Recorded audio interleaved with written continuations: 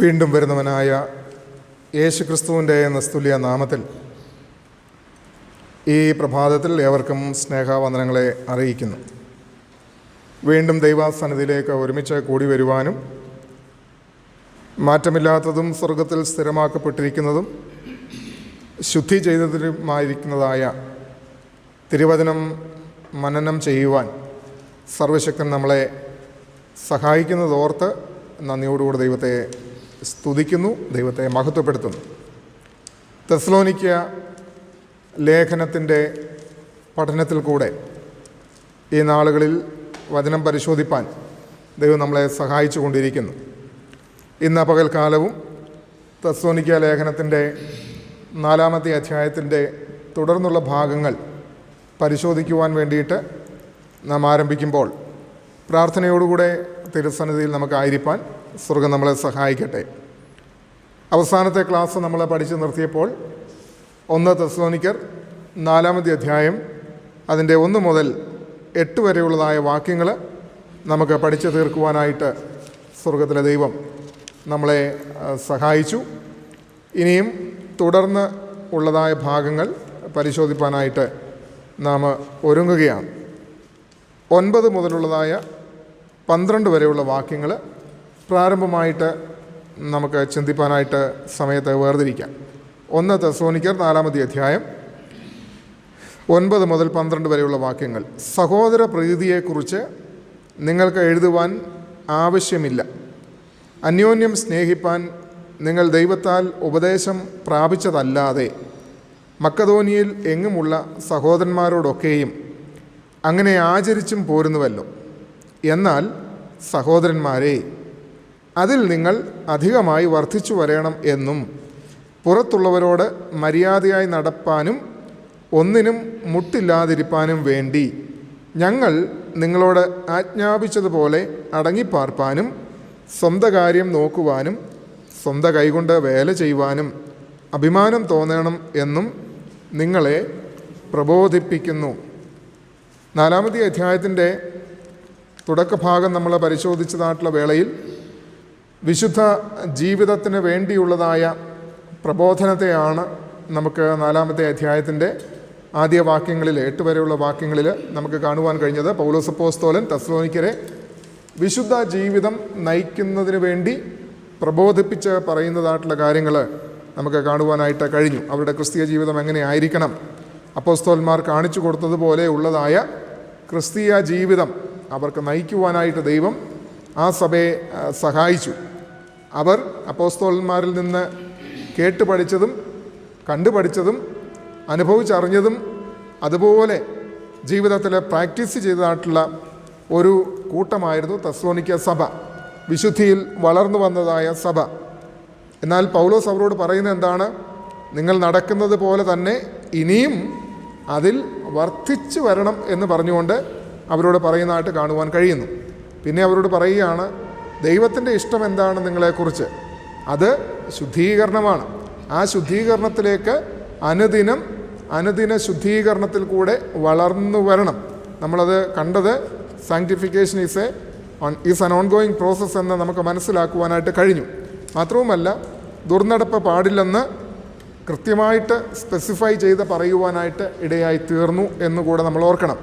മാത്രവുമല്ല, ദൈവ കൽപ്പനകൾക്ക് വിരുദ്ധമായിട്ട് നാം പ്രവർത്തിക്കുന്നുവെങ്കിൽ ദൈവഹിതത്തിന് വിരുദ്ധമായിട്ട്, ദൈവഹിതം നമ്മുടെ ശുദ്ധീകരണമാണെന്ന് വളരെ പോയിൻ്റ് ഔട്ട് ചെയ്ത് കൃത്യമായിട്ട് പറഞ്ഞിട്ട് ആ ദൈവഹിതത്തിന് വിരുദ്ധമായിട്ട് ഉള്ളതായ ദുർനടപ്പുകൾ നമ്മുടെ ജീവിതത്തിൽ ഉണ്ടാകുമ്പോൾ നാം ദൈവകൽപ്പനകളെ അവഗണിക്കുന്നവരും ദൈവത്തെ തുച്ഛീകരിക്കുന്നവരും ദൈവത്തിൻ്റെ വാക്കുകളോട് മറുതലിച്ച് നിൽക്കുന്നവരും കർത്താവിനെ കണക്കിലെടുക്കാതെ ധിക്കരിച്ച് ശ്രദ്ധിക്കാതെ കൂട്ടാക്കാതെ ഇരിക്കുന്നവരും ആണ് എന്ന് മനസ്സിലാക്കുവാനായിട്ട് കഴിഞ്ഞു.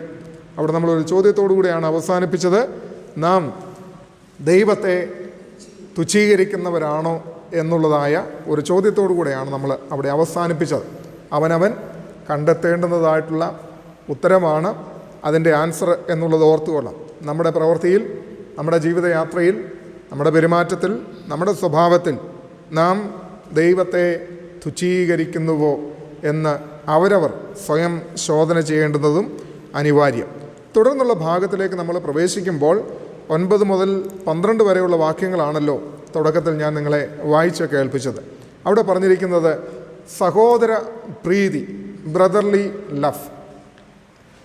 തെസ്സലോനിക്യ സഭയെക്കുറിച്ച് പറയുമ്പോൾ പൗലോസ് അപ്പോസ്തലൻ അവരെക്കുറിച്ച് എടുത്തു പറയുന്ന അവരുടെ ഒരു നല്ല ക്വാളിറ്റിയാണ് സഹോദര പ്രീതി, ബ്രദർലി ലവ്. കൂട്ടായ്മക്കാർ തമ്മിൽ ഉള്ളതായ സ്നേഹം, ഐക്യം, സഹകരണം, ഫെലോഷിപ്പ്. അവിടെ അവർക്ക് തമ്മിലൊരു കോപ്പറേഷനുണ്ട്, ഒരു ഫെലോഷിപ്പുണ്ട്, ഒരു യൂണിറ്റി ഉണ്ട്. ഈ കോപ്പറേഷനും ഫെലോഷിപ്പും യൂണിറ്റിയും ഒക്കെ ഉണ്ടാവണം എന്നുണ്ടെങ്കിൽ അതിനൊരു അടിസ്ഥാനം ആവശ്യമാണ്. ആ അടിസ്ഥാനം സ്നേഹമാണെന്ന് കാണുവാനായിട്ട് കഴിയും. ഈ ലേഖനത്തിൻ്റെ തുടക്കത്തിൽ തന്നെ നമ്മളത് കണ്ടു, സ്നേഹപ്രയത്നം അല്ലേ. അപ്പം അങ്ങനെയുള്ളതായ ഒരു സമൂഹമായിരുന്നു. മാത്രവുമല്ല, അത് തുടക്കത്തിൽ നിർത്തിവെച്ചേക്കുകയല്ല, അതിൽ നിന്ന് വളർന്നു വരുന്നതായിട്ടുള്ള ഒരു സമൂഹം. അപ്പോൾ തെസ്സലോനിക്യ സഭയെക്കുറിച്ച് പൗലോസ് അപ്പോസ്തലൻ പറയുകയാണ്, സഹോദര പ്രീതിയെക്കുറിച്ച് നിങ്ങൾക്ക് എഴുതുവാൻ ആവശ്യം ഇല്ല എന്ന് പറഞ്ഞു കഴിഞ്ഞാൽ എന്താണ്? നിറഞ്ഞു നിൽക്കുന്ന ആ കൂട്ടായ്മ ബന്ധം, അല്ലെങ്കിൽ ഈ വിശുദ്ധന്മാരുടെ കൂട്ടത്തിൻ്റെ ഏറ്റവും വലിയ ഒരു പ്രത്യേകത എന്താണ്? ആ സഹോദര സ്നേഹമാണ്. കൂട്ടായ്മക്കാർ തമ്മിലുള്ളതായ ഒരു സ്നേഹബന്ധം, ഐക്യം അല്ലേ. ആദിമസഭയ്ക്ക് അത് നന്നായിട്ടുണ്ടായിരുന്നു എന്നുള്ളത് ഓർത്തുകൊള്ളാം. ആദിമസഭ അതുകൊണ്ടാണല്ലോ അപ്പോസ്തല പ്രവൃത്തികൾ നമ്മൾ പഠിക്കുന്നതായിട്ടുള്ള സമയത്ത് അവർ ആർക്കും ഒന്നിനും മുട്ടില്ലായിരുന്നു, കുറവില്ലായിരുന്നു. അവരെക്കുറിച്ച് പറയുന്നത് തിയോളജിക്കൽ വൈസായിട്ട് നമ്മൾ പറയുകയാണെങ്കിൽ ക്ലാസ്ലെസ് സൊസൈറ്റി എന്നുള്ളതാണ് ആദിമസഭയെക്കുറിച്ച് പറഞ്ഞിരിക്കുന്നത്. അതായത് സമത്വം, ആർക്കും കൂടുതലുമില്ല കുറവുമില്ല. കൂടുതലുള്ളവരെന്ത് ചെയ്തു? അവരെ വിറ്റിട്ട് മുട്ടുള്ളവർക്ക്, കുറവുള്ളവർക്ക് കൊടുത്തു. അപ്പം അങ്ങനെ കൊടുക്കണമെന്നുണ്ടെങ്കിലേ ഉള്ളിൻ്റെ ഉള്ളിൽ ഒരു പരമാർത്ഥമായിട്ടുള്ള സ്നേഹമില്ലാതെ ആ പരിപാടി നടക്കത്തില്ല. അപ്പം അങ്ങനെയുള്ളതായ ഒരു യൂണിറ്റി അവർ തമ്മിലുണ്ടായിരുന്നു, ഒരു സ്നേഹബന്ധമുണ്ടായിരുന്നു. അതായത് രക്തത്തിൽ പിറന്ന സഹോദരങ്ങളോട് ഉള്ളതിനെക്കാട്ടിലും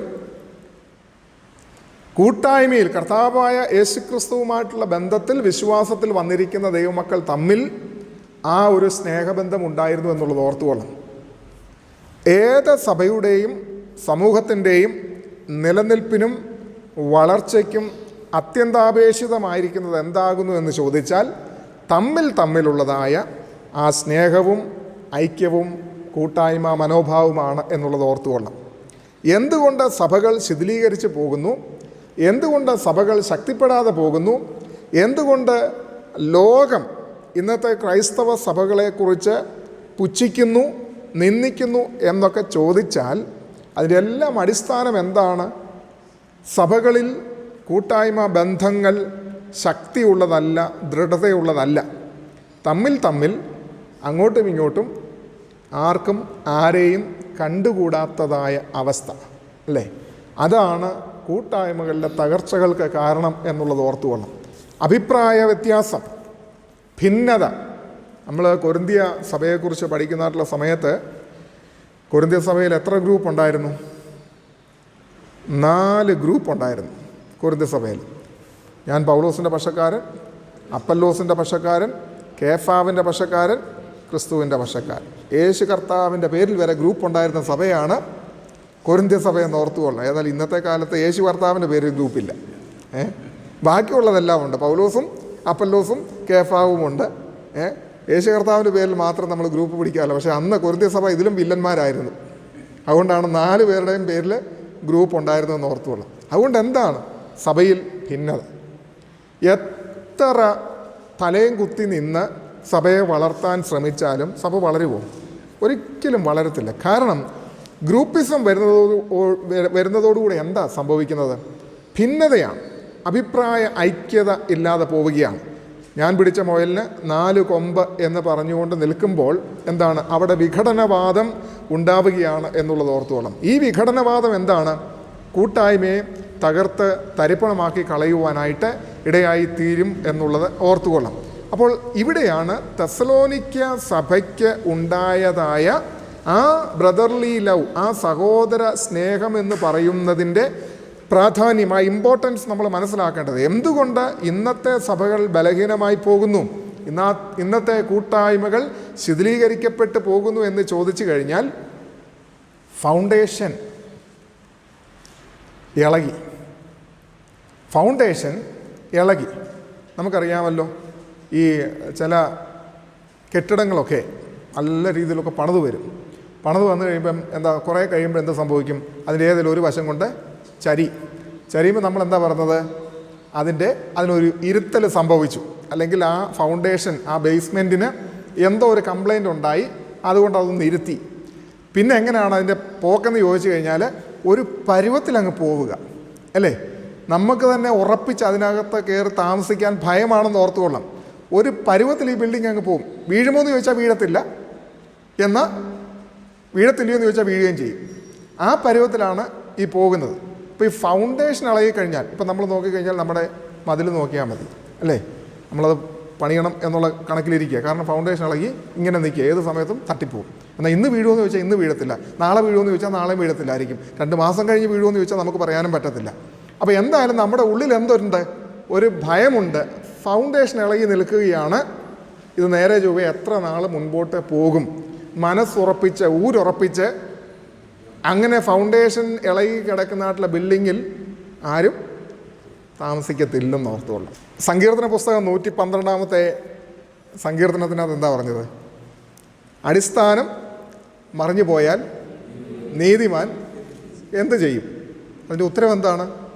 നീതിമാൻ എന്തും ചെയ്യും. അതാണ് അതിൻ്റെ ഉത്തരം. അടിസ്ഥാനം മറിഞ്ഞു പോയാൽ നീതിമാൻ എന്ത് ചെയ്യും? അപ്പം നമ്മൾ ഓർത്തുകൊള്ളണം, ഞാൻ പറഞ്ഞത്, ഒരു ബിൽഡിങ്ങിൻ്റെ, നമ്മൾ പാർക്കുന്ന ഭവനത്തിൻ്റെ ഫൗണ്ടേഷന് ഇളക്കം തട്ടിയാൽ പിന്നീട് അതിൽ മനസ്സുറപ്പിച്ച് ധൈര്യത്തോടുകൂടെ പാർക്കുവാൻ നമുക്ക് ഭയമാണ്. ഒരു ബിൽഡിങ്ങിൻ്റെ അടിസ്ഥാനമെന്ന് പറയുന്നത് അത് കല്ലുകൊണ്ട് കെട്ടി, അല്ലെങ്കിൽ കോൺക്രീറ്റ് കൊണ്ട് കെട്ടി, ബലപ്പെടുത്തി, അല്ലെങ്കിൽ പില്ലറെ കേളത്തി, അതിൻ്റെ ഒരു അടിസ്ഥാനമുണ്ട്, ഒരു ഫൗണ്ടേഷൻ. ആ ഫൗണ്ടേഷൻ സ്ട്രോങ് അല്ലെങ്കിൽ എത്ര വലിയ ബിൽഡിംഗ് ആയാലും, എത്ര കോടി മുടക്കി ചെയ്തെന്ന് പറഞ്ഞാലും അത് പ്രയോജനമില്ലാത്ത അവസ്ഥയിലായിപ്പോവും. എന്ന് പറഞ്ഞതുപോലെയാണ് ഇന്നത്തെ സഭയുടേതായിട്ടുള്ള അവസ്ഥകളെന്ന് ഓർത്തുകൊള്ളാം. നമ്മൾ എന്തെല്ലാം തലയും കുത്തി നിന്ന് ചെയ്താലും സ്നേഹമെന്ന അടിസ്ഥാനം ഇളകിക്കിടക്കുകയാണെങ്കിൽ ഒരു പ്രയോജനവുമില്ലെന്ന് ഓർത്തുകൊള്ളാം, അല്ലേ? വിശ്വാസം, പ്രത്യാശ, സ്നേഹം, ഇവയിൽ വലുതോ സ്നേഹം. ഇന്ന് അതാ നമുക്കില്ലാത്തതെന്ന് ഓർത്തുകൊള്ളാം. ഇന്ന് ക്രിസ്തീയ കമ്മ്യൂണിറ്റിയിലേക്ക് നോക്കിക്കഴിഞ്ഞാൽ എന്തുകൊണ്ട് ഇത് വളരുന്നില്ല, എന്തുകൊണ്ട് തളരുന്നു, എന്തുകൊണ്ട് ഭിന്നിച്ചു പോകുന്നു, എന്തുകൊണ്ട് ശിഥിലമാകുന്നു എന്ന് ചോദിച്ചു കഴിഞ്ഞാൽ അടിസ്ഥാനം മറിഞ്ഞിരിക്കുക, അടിസ്ഥാനം ഇളകിയിരിക്കുകയാണ്. പിന്നെ മുമ്പേ ഞാൻ ചോദിച്ചതുപോലെ വീഴുമോ എന്ന് ചോദിച്ചാൽ ഇന്ന് വീഴത്തില്ല, നാളെ വീഴുമോ എന്ന് ചോദിച്ചു കഴിഞ്ഞാൽ നാളെ ഒരു പരുവത്തിനങ്ങ് പോവുക, അല്ലേ? കൂട്ടായ്മകളൊക്കെ പോകുന്നുണ്ട്, അല്ലേ? സഭകളെല്ലാം നിലവിലുണ്ട്, ഒന്നിനും കുഴപ്പമൊന്നും സംഭവിച്ചിട്ടില്ല. എന്നാൽ എന്താണ്? പരസ്പര സ്നേഹമില്ലായ്മയോടുകൂടെയുള്ള പോക്ക. അങ്ങനെയുള്ളതായ ആരാധനകൾ, അങ്ങനെയുള്ളതായ കൂട്ടായ്മകൾ നമുക്ക് പറയാം, വളരും ഒക്കെ പറയാമെന്നുള്ളതേ ഉള്ളൂ. ഒരു വളർച്ചയും ഉണ്ടാവത്തില്ല, ഒരു വളർച്ചയും ഉണ്ടാവാനായിട്ട് പോകുന്നില്ല. ഈ ഐക്യവും സ്നേഹവും എന്ന് മടങ്ങി വരുന്നോ? കർത്താവ് പറഞ്ഞത് എന്താണ്? ദൈവത്തെ ആരാധിക്കുമ്പോൾ ഏക ആത്മാവിൽ, ഏക ഹൃദയത്തോടുകൂടെ, അല്ലേ? ഏക മനസ്സോടുകൂടെ. ഇതൊക്കെയാണ് കർത്താവിന് വേണ്ടുന്നത്. പക്ഷെ നമ്മുടെ ദൈവത്തോടുള്ളതായ ആരാധന, ദൈവസന്നിധിയിലുള്ളതായ കൂടിവരവ് എങ്ങനെയാണെന്ന് ചിന്തിക്കണം. പണ്ട്, ഇന്നിപ്പം മൊബൈൽ ഫോണൊക്കെ വന്നതോടുകൂടെ നമ്മളാരും എഴുതാറില്ല, അല്ലേ? പണ്ട് കാലങ്ങളിൽ നമ്മൾ നമ്മുടെ കുഞ്ഞുങ്ങൾക്കും മക്കളുമാർക്കും അല്ലെ സഹോദരങ്ങൾക്കും ഒക്കെ ലെറ്റർ എഴുതുന്നതായിട്ടുള്ള സമയത്ത് അതിൻ്റെ ഏറ്റവും മുകളിൽ എഴുതി വരും ഗോഡ് ഈസ് ലവ്, അല്ലേ? പണ്ട് എഴുതിയവർക്കൊക്കെ അറിയാം, ഗോഡ് ഈസ് ലവ് എന്ന് പറഞ്ഞുകൊണ്ട് എഴുതി വെക്കും. ദൈവം സ്നേഹമാണ്. ഈ 66 പുസ്തകം മുഴുവൻ നമ്മളെ പഠിപ്പിക്കുന്നത് എന്താ? ദൈവം സ്നേഹമാണെന്നുള്ളതാണ്. പക്ഷെ നമ്മുടെയൊക്കെ കുഴപ്പം എന്താ? അത് ഫലപ്രാപ്തിയിൽ എത്തുന്നില്ല, പ്രാക്ടിക്കൽ ലൈഫിലേക്ക് എത്തുന്നില്ല. ഇവിടെയാണ് തെസ്സലോനിക്ക സഭയുടെ വ്യത്യാസം. എന്താ പറഞ്ഞത്? സഹോദര പ്രീതിയെക്കുറിച്ച് നിങ്ങളോട് എഴുതുവാൻ ആവശ്യമില്ല. എന്ന് പറഞ്ഞാൽ ഈ അപ്പോസ്തോലന്മാരെ കാണിച്ചു കൊടുത്തൊരു മാതൃകയുണ്ട്, അപ്പോസ്തോലന്മാർ പറഞ്ഞു കൊടുത്തൊരു മാതൃകയുണ്ട്, പഠിപ്പിച്ചു കൊടുത്തതായിട്ടുള്ള തിരുവചനമുണ്ട്. ആ വചനം അതുപോലെ ഏറ്റെടുത്തു, അത് ജീവിതത്തിൽ പ്രാക്ടീസ് ചെയ്തു. അതുകൊണ്ടാണ് അവരോട് പറയുന്നത്, നിങ്ങളോട് ഇതിനെക്കുറിച്ച് പറയേണ്ട കാര്യമില്ല. അനുദിന ജീവിതത്തിൽ നിങ്ങളിത് പ്രാക്ടീസ് ചെയ്യുന്നു, വളർന്നു വരുന്നു. ദൈവമക്കളെ, നമുക്കും അറിയാം ദൈവ സ്നേഹമാണെന്നും അന്യോന്യം സ്നേഹിക്കണമെന്നും ഒക്കെ നമുക്കറിയാം. പക്ഷെ പ്രാക്ടീസ് ചെയ്യുന്നുണ്ടോ എന്ന് ചോദിച്ചാൽ ഇല്ല എന്നുള്ളതാണ് നമ്മുടെ മറുപടി. എവിടെയാണ് നമ്മൾ വീഴുന്നതെന്ന് നമ്മൾ ശ്രദ്ധിച്ചോണം. ഈ എബ്രായ ലേഖനത്തിനകത്ത് 2-ാമത്തെ അധ്യായത്തിൻ്റെ 1 മുതലുള്ള വാക്യങ്ങൾ, അതുകൊണ്ട് വല്ലപ്പോഴും ഒഴുകിപ്പോകാതിരിക്കേണ്ടതിന് കേട്ടത് അധികം ശ്രദ്ധയോടെ കരുതിക്കൊള്ളണമെന്നാണ് പറഞ്ഞിരിക്കുന്നത്. കേട്ടത് എന്താ? കേട്ടത് ദൈവത്തിൻ്റെ വചനം അല്ലേ, അപ്പോസ്തലന്മാരുടെ ഉപദേശം. കേട്ടത് അധികം ശ്രദ്ധയോടെ കരുതിക്കൊള്ളണം. നമ്മൾ വല്ലപ്പോഴും ഒഴുകിപ്പോകുന്നതായിട്ടുള്ള അനുഭവത്തിൽ ഉള്ളവരാണ് എന്നുള്ളത് ഓർത്തുകൊള്ളണം. വിട്ടുകൊടുക്കുവാനോ താണുകൊടുക്കുവാനായിട്ടോ അല്ലെങ്കിൽ എന്താണ് ആ കൂട്ടായ്മ അനുഭവത്തിലേക്ക് കടന്നു വരുവാൻ വേണ്ടിയിട്ട് നാം ഒരിക്കലും തയ്യാറല്ല എന്നുള്ളത് ഓർത്തുകൊള്ളണം. അപ്പോൾ ഇവിടെ പൗലോസ് അപ്പോസ്തലൻ തെസ്സലോനിക്യ സഭയെ ചൂണ്ടിക്കാണിച്ച് നമ്മളോട് പറയുകയാണ്, നമ്മുടെ കുറവ് എവിടാണ്. ഇപ്പോൾ കഴിഞ്ഞ ദിവസത്തെ ക്ലാസ് നമ്മൾ നിർത്തിയപ്പം എന്താ പറഞ്ഞിരുന്നത്? നാം ദൈവത്തെ തുച്ഛീകരിക്കുന്നവരാണോ?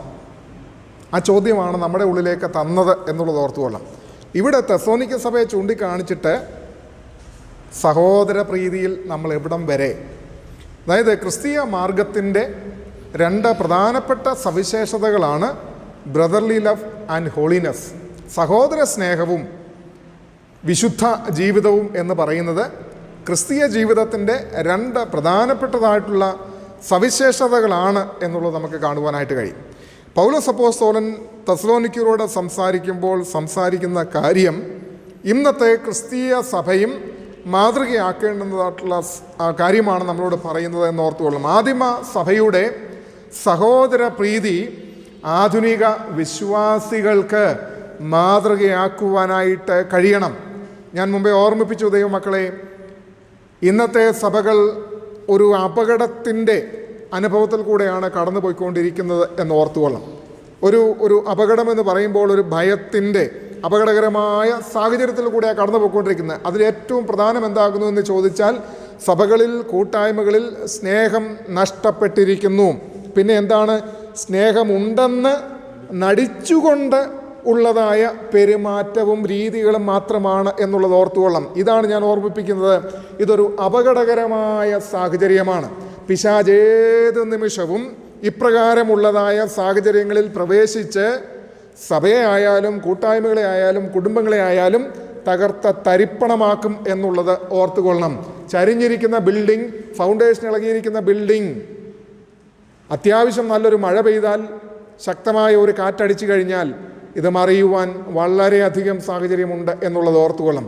അതുകൊണ്ട് ഇത് സ്ട്രോങ് ആയിട്ട് നിൽക്കുകയാണെങ്കിൽ, പാറമേൽ അടിസ്ഥാനമിട്ടിരിക്കുന്നതായിട്ടുള്ളതായ ഭവനങ്ങൾ, കൂട്ടായ്മകൾ ആണ് എന്നുണ്ടെങ്കിൽ, ഏത് കാറ്റടിച്ചാലും, ഏത് ഫ്ലഡ് വന്നാലും, എത്ര വലിയ മഴ 40 ദിവസവും 40 രാവും നിൽക്കുന്ന മഴ പെയ്താലും, പാറമേൽ അടിസ്ഥാനമിട്ടിരിക്കുന്നതായിട്ടുള്ളതായ ബന്ധങ്ങളെ, സഭകളെ, കുടുംബങ്ങളെ തകർക്കുവാനായിട്ട് കഴിയുകയില്ല എന്നുള്ളത് ഓർത്തുകൊള്ളണം. അതുകൊണ്ട് സഹോദര പ്രീതി എന്ന് പറയുന്നത് ഒരു വളരെ ഇമ്പോർട്ടൻ്റ് ആയിട്ടുള്ളതായ വിഷയമാണ് എന്ന പൗലോസ് അപ്പോസ്തലൻ ഇവിടെ പരാമർശിക്കുകയാണ് എന്നുള്ളത് ഓർത്തുകൊള്ളണം. അതായത് അന്നത്തെ വിശ്വാസ സമൂഹത്തെക്കുറിച്ച് പറയുന്നത്, അന്നത്തെ വിശ്വാസികളുടെ ഹൃദയമെന്ന് പറയുന്നത് അന്യോന്യം ഉരുകിച്ചേർന്നതായിരുന്നു എന്നാണ് പറഞ്ഞിരിക്കുന്നത്. മനസ്സിലായോ? ആദിമ സഭയിലെ വിശ്വാസ സമൂഹത്തിൻ്റെ ഹൃദയം ഒന്നോടൊന്ന് ഉരുകിച്ചേർന്ന് മെൽറ്റായിട്ട് തീർന്നിരിക്കുന്നതായിട്ടുള്ള അനുഭവം. അങ്ങനെ ഉരുകിച്ചേർന്ന് കഴിഞ്ഞാൽ അതിനെ നമുക്ക് വേർപെടുത്തുവാൻ കഴിയുമോ? ഇല്ല, ഒരിക്കലും വേർപെടുത്തുവാനായിട്ട് കഴിയത്തില്ല. കാരണം നമുക്കറിയാമല്ലോ, വാക്സ് ഉരുകി കഴിഞ്ഞു കഴിഞ്ഞാൽ പിന്നീട് അതിനെ വേർപെടുത്തുവാനായിട്ട് കഴിയത്തില്ല. കാരണം തമ്മിൽ ഇപ്പോൾ 2 മെഴുകുതിരികൾ തമ്മിൽ നമ്മൾ 2 ക്യാൻഡിൽ ഒരുമിച്ച് ഉരുക്കി വെച്ച് കഴിഞ്ഞാൽ ആ ക്യാൻഡിലിനെ പിന്നെ നമുക്ക് മാറ്റാനായിട്ട്, വേർപെടുത്താനായിട്ട് കഴിയത്തില്ല. കാരണം അത് മെൽറ്റായി ഒന്നായിട്ട് അങ്ങ് മാറുകയാണെന്ന് ഓർത്തുകൊള്ളും. അതുതന്നെയാണ് ഇവിടെ പറയുന്നത്. ആദിമ സഭയുടെ സ്നേഹം കൊണ്ട്, സ്നേഹമാകുന്ന ചൂടുകൊണ്ട് ആദിമ സഭയിലെ ജനങ്ങൾ ഉരുകി ഒന്നായി ചേർന്നു. അവിടെ വേറെ കൃത്യങ്ങളില്ല. വലിപ്പച്ചെറുപ്പമില്ല. ഓരോരുത്തൻ തന്നെക്കാട്ടിൽ ശ്രേഷ്ഠനെന്ന് എണ്ണിയ സമൂഹം ആണ് എന്നുള്ളത് ഓർത്തുകൊള്ളണം. അവിടെ കറുപ്പെന്നോ വെളുപ്പെന്നോ ഇല്ല, കൂടിയവനെന്നോ കുറഞ്ഞവനെന്നോ ഇല്ല. എല്ലാം സമഭാവനയോടുകൂടെ കാര്യങ്ങളെ കണ്ടതായ സമൂഹം. അതുകൊണ്ട് തന്നെ എന്താണ്, ആർക്കും അങ്ങോട്ടും ഇങ്ങോട്ടും വൈരാഗ്യമോ പകയോ പിണക്കമോ ഒന്നും ഇല്ലായിരുന്നു എന്നുള്ളത് ഓർത്തുകൊള്ളാം. എല്ലാവരും ഒന്നായിരുന്നു. ഇതാണ് ക്രിസ്തു വിഭാവനം ചെയ്യുന്നതായിട്ടുള്ള ദൈവമക്കളുടെ കൂട്ടായ്മ എന്നുള്ളത് ഓർത്തുകൊള്ളണം. തമ്മിൽ ഒന്നായിരിക്കുന്ന, ഉരുകിച്ചേർന്നിരിക്കുന്ന മനോഭാവത്തെയാണ് ദൈവം ഇന്നത്തെ സമൂഹത്തിൽ നിന്ന് ആഗ്രഹിക്കുന്നത്. നിർഭാഗ്യവശാൽ അങ്ങനെയുള്ളതായ ഒരനുഭവം ഇന്നത്തെ ഒരു സഭകൾക്കും ഇല്ല എന്ന് കാണുവാനായിട്ട് കഴിയും. ഏത് സഭയിൽ നിങ്ങൾ എടുത്തു നോക്കിയാലും എല്ലാ സഭകളിലും പ്രശ്നങ്ങൾ മാത്രമാണ് ഇന്ന് കൊടുമ്പിരി കൊണ്ട് നിറഞ്ഞിരിക്കുന്നതെന്ന് ഓർത്തുകൊള്ളാം. അതുകൊണ്ട് തന്നെ ദൈവം ഈ തെസ്സലോനിക്ക സഭയിൽ കൂടെ നമ്മളോട് സംസാരിക്കുന്നതായ ഈ തിരുവചനത്തിന് ഒരുപാട് പ്രസക്തിയുണ്ട് എന്നുള്ളത് നാം വിസ്മരിച്ച് പോകുവാനായിട്ട് പാടില്ല. എബ്രായ ലേഖനം 13-ാമത്തെ അധ്യായം 1-ാമത്തെ വാക്യം നമ്മൾ വായിക്കുന്നതായിട്ടുള്ള സമയത്ത് അവിടെ ഇപ്രകാരമാണ് പറഞ്ഞിരിക്കുന്നത്: സഹോദര പ്രീതി നിലനിൽക്കട്ടെ. എബ്രായ ലേഖനം 13-ന്റെ 1-ാമത്തെ വാക്യത്തിൽ രേഖപ്പെടുത്തിയിരിക്കുന്ന അങ്ങനെയാണ്, സഹോദര പ്രീതി നിലനിൽക്കട്ടെ. 133-ാമത്തെ സങ്കീർത്തനത്തിൻ്റെ 1-ാമത്തെ വാക്യം വായിക്കുമ്പോൾ, ഇതാ സഹോദരന്മാർ ഒത്തൊരുമിച്ച് വസിക്കുന്നത് എത്ര ശുഭവും എത്ര മനോഹരവുമാകുന്നു. യോഹന്നാന്റെ സുവിശേഷം 13-ാമത്തെ അധ്യായം 34-ാമത്തെ വാക്യത്തിൽ കർത്താവ് പറയുന്നു, നിങ്ങൾ തമ്മിൽ സ്നേഹിക്കണം. ഇവിടെ എല്ലാം നമ്മൾ നോക്കിക്കഴിഞ്ഞാൽ നമുക്ക് കാണുവാൻ കഴിയുന്നത് സ്നേഹത്തിന് ഊന്നൽ കൊടുത്തുകൊണ്ട് സഹോദര പ്രീതി നിലനിന്നെങ്കിൽ മാത്രമേ, അന്യോന്യമുള്ള സ്നേഹബന്ധങ്ങൾ നിലനിന്ന് അരക്കിട്ട് ഉറപ്പിച്ചെങ്കിൽ മാത്രമേ എന്ത് സംഭവിക്കുകയുള്ളൂ? കുടുംബങ്ങളും കൂട്ടായ്മകളും സഭകളും ആത്മീകമായിട്ട് വളരുകയുള്ളൂ എന്നുള്ളത് ഓർത്തുകൊള്ളണം. സഹോദരന്മാർ ഒരുമിച്ച് വസിച്ചെങ്കിൽ മാത്രമേ, അവിടെ പറയുന്നത് എത്ര ശുഭവും എത്ര മനോഹരവുമാകുന്നു. ആ മനോഹാരിതയൊക്കെ ഇന്ന് ലോകത്തിൽ നമുക്ക് കാണുവാനായിട്ട് കഴിയുന്നില്ല എന്നുള്ളത് ഓർത്തുകൊള്ളണം. അപ്പോൾ ദൈവം വിഭാവനം ചെയ്ത സഭയുടെ പ്രത്യേകതകളാണ് ഇതൊക്കെ. ദൈവം വിഭാവനം ചെയ്ത കൂട്ടായ്മകളുടെ ഭംഗി എന്താ? അതാണ് ഇവിടെ പറയുന്നതെന്ന് ഓർത്തുകൊള്ളണം. പിന്നെ പറയും, നിങ്ങൾ തമ്മിൽ സ്നേഹിക്കുകയാണ്. അപ്പോൾ ഫൗണ്ടേഷൻ നേരെയാവാത്തടത്തോളം കാലം അതിൻ്റെ മണ്ടയ്ക്ക് നമ്മൾ എത്ര നില കെട്ടിപ്പൊക്കിയെന്ന് പറഞ്ഞാലും ഒരു പ്രയോജനവുമില്ല. ഇതൊരു ഫാക്റ്റാണ്, അടിസ്ഥാന സത്യമായത് അല്ലേ? ഈ അടിസ്ഥാന സത്യത്തെ അവഗണിച്ചുകൊണ്ട് നമ്മൾ എത്ര എല്ലാം ഓടിയാലും യൂസ്ലെസ് ആയിട്ടുള്ള ഓട്ടം മാത്രമായിരിക്കും അതൊന്ന് ഓർത്തുകൊണ്ട്. വെറുതെ ഉള്ള ഓട്ടമാണ്. നമ്മളിങ്ങനെ എന്താ പറയുന്നത്, ഇങ്ങനെ നിലകൾ പൊക്കി പണിയാം. നമ്മൾ അത് ചെയ്യുന്നു, ഇത് ചെയ്യുന്നു, മറ്റേത് ചെയ്യുന്നു, മറിച്ചേത് ചെയ്യുന്നു. ഒത്തിരി നമുക്ക് എഴുതി വെക്കുവാൻ ഇഷ്ടം പോലെ കാണുമായിരിക്കും. പക്ഷേ ആ എഴുതി വെക്കുന്നതിനൊന്നും എന്താ പറയുന്നത്, ഒരു പ്രയോജനവുമില്ലാത്ത എഴുതിവെപ്പുകളാണ് എന്നുള്ളത് ഓർത്തുകൊള്ളണം. പറയാനും എഴുതാനും കേൾക്കാനുമൊക്കെ നല്ല രസമാണ്. പക്ഷേ അടിസ്ഥാനം മറിഞ്ഞു കിടന്ന് അടിസ്ഥാനമില്ല പോയി കിടക്കുന്നിടത്ത് ഏതെല്ലാം രീതിയിൽ പണിതെന്ന് പറഞ്ഞു കഴിഞ്ഞാലും അത് യൂസ്ലെസ് ആയിട്ട് മാറിപ്പോകുന്നതായിട്ടുള്ള അനുഭവമാണ് എന്ന് കാണുവാൻ കഴിയും. അവിടെ നിന്ന് മുൻപോട്ട് പോകുന്നതായിട്ടുള്ള സമയത്ത് ഇവിടെ പറയുന്നതായിട്ടുള്ള കാര്യം എന്താണ്? സഹോദര പ്രീതിയെക്കുറിച്ച് നിങ്ങൾക്ക് എഴുതുവാൻ ആവശ്യമില്ല. അന്യോന്യം സ്നേഹിപ്പാൻ നിങ്ങൾ ദൈവത്താൽ ഉപദേശം പ്രാപിച്ചതല്ലാതെ മക്കതോനിയയിൽ എങ്ങുമുള്ള സഹോദരന്മാരോടൊക്കെയും അങ്ങനെ ആചരിച്ചും പോരുന്നുവല്ലോ. എന്താ പറഞ്ഞിരിക്കുന്നത്?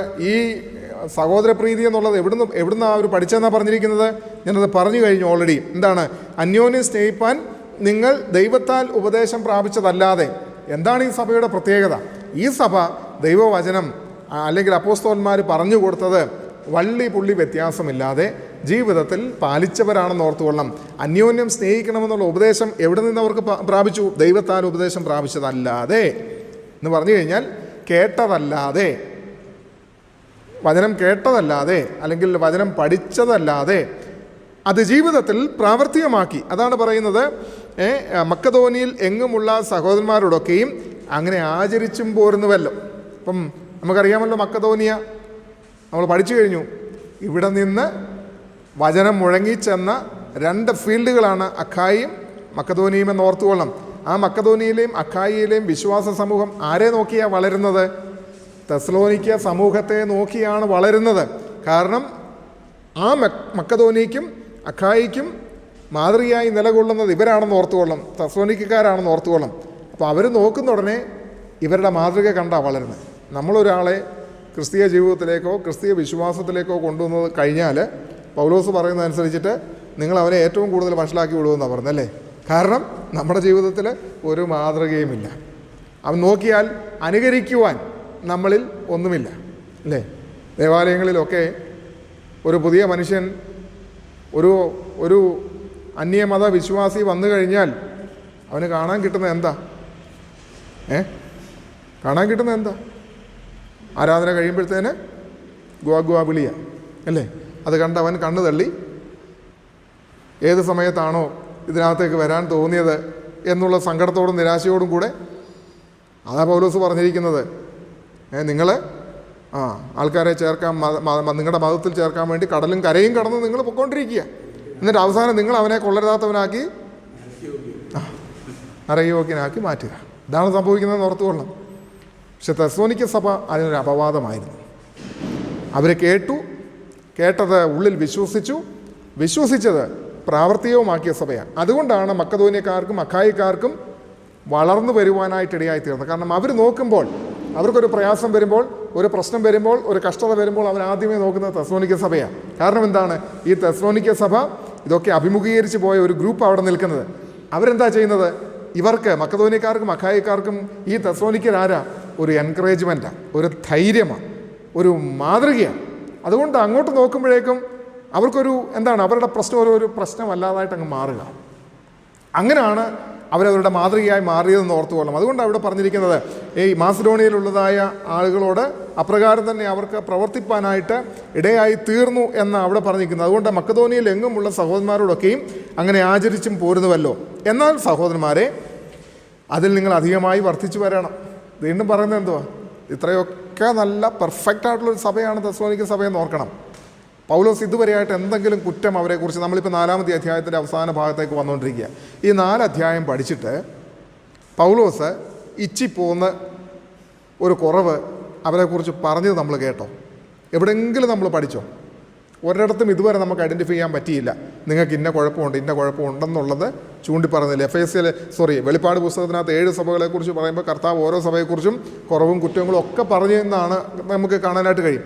ഇവിടെ ഇത്രയും നേരമായിട്ട് 4 അധ്യായം നമ്മൾ പരിശോധിച്ചിട്ട് ഒരിടത്ത് പോലും അവരെക്കുറിച്ച് അല്ലെങ്കിൽ അവരുടെ ജീവിതത്തെക്കുറിച്ച്, ക്രിസ്തീയ ജീവിതത്തെക്കുറിച്ച് ഒരു മൈന്യൂട്ടായിട്ടുള്ള മിസ്റ്റേക്ക് പോലും ചൂണ്ടിക്കാണിക്കുന്നില്ല. പകരം എന്താ ചെയ്യുന്നത്? ഇത്രയും പെർഫെക്റ്റാണ്. അപ്പോൾ അത്രയും പെർഫെക്റ്റ് ആയിട്ടുള്ള സഭയോട് പിന്നെ എന്താ ഈ പുള്ളിക്കാരൻ പറഞ്ഞത്? പോരാ, എന്തോ വേണം? ഇതിൽ പിന്നെയും സഹോദര പ്രീതിയിൽ നിങ്ങൾ എന്തോ വേണം? നിങ്ങൾ പിന്നെയും വർദ്ധിച്ചു വരണം. എന്താ പറയുന്നത്? അതിൽ നിങ്ങൾ അധികമായി വർദ്ധിച്ചു വരണം അല്ലേ.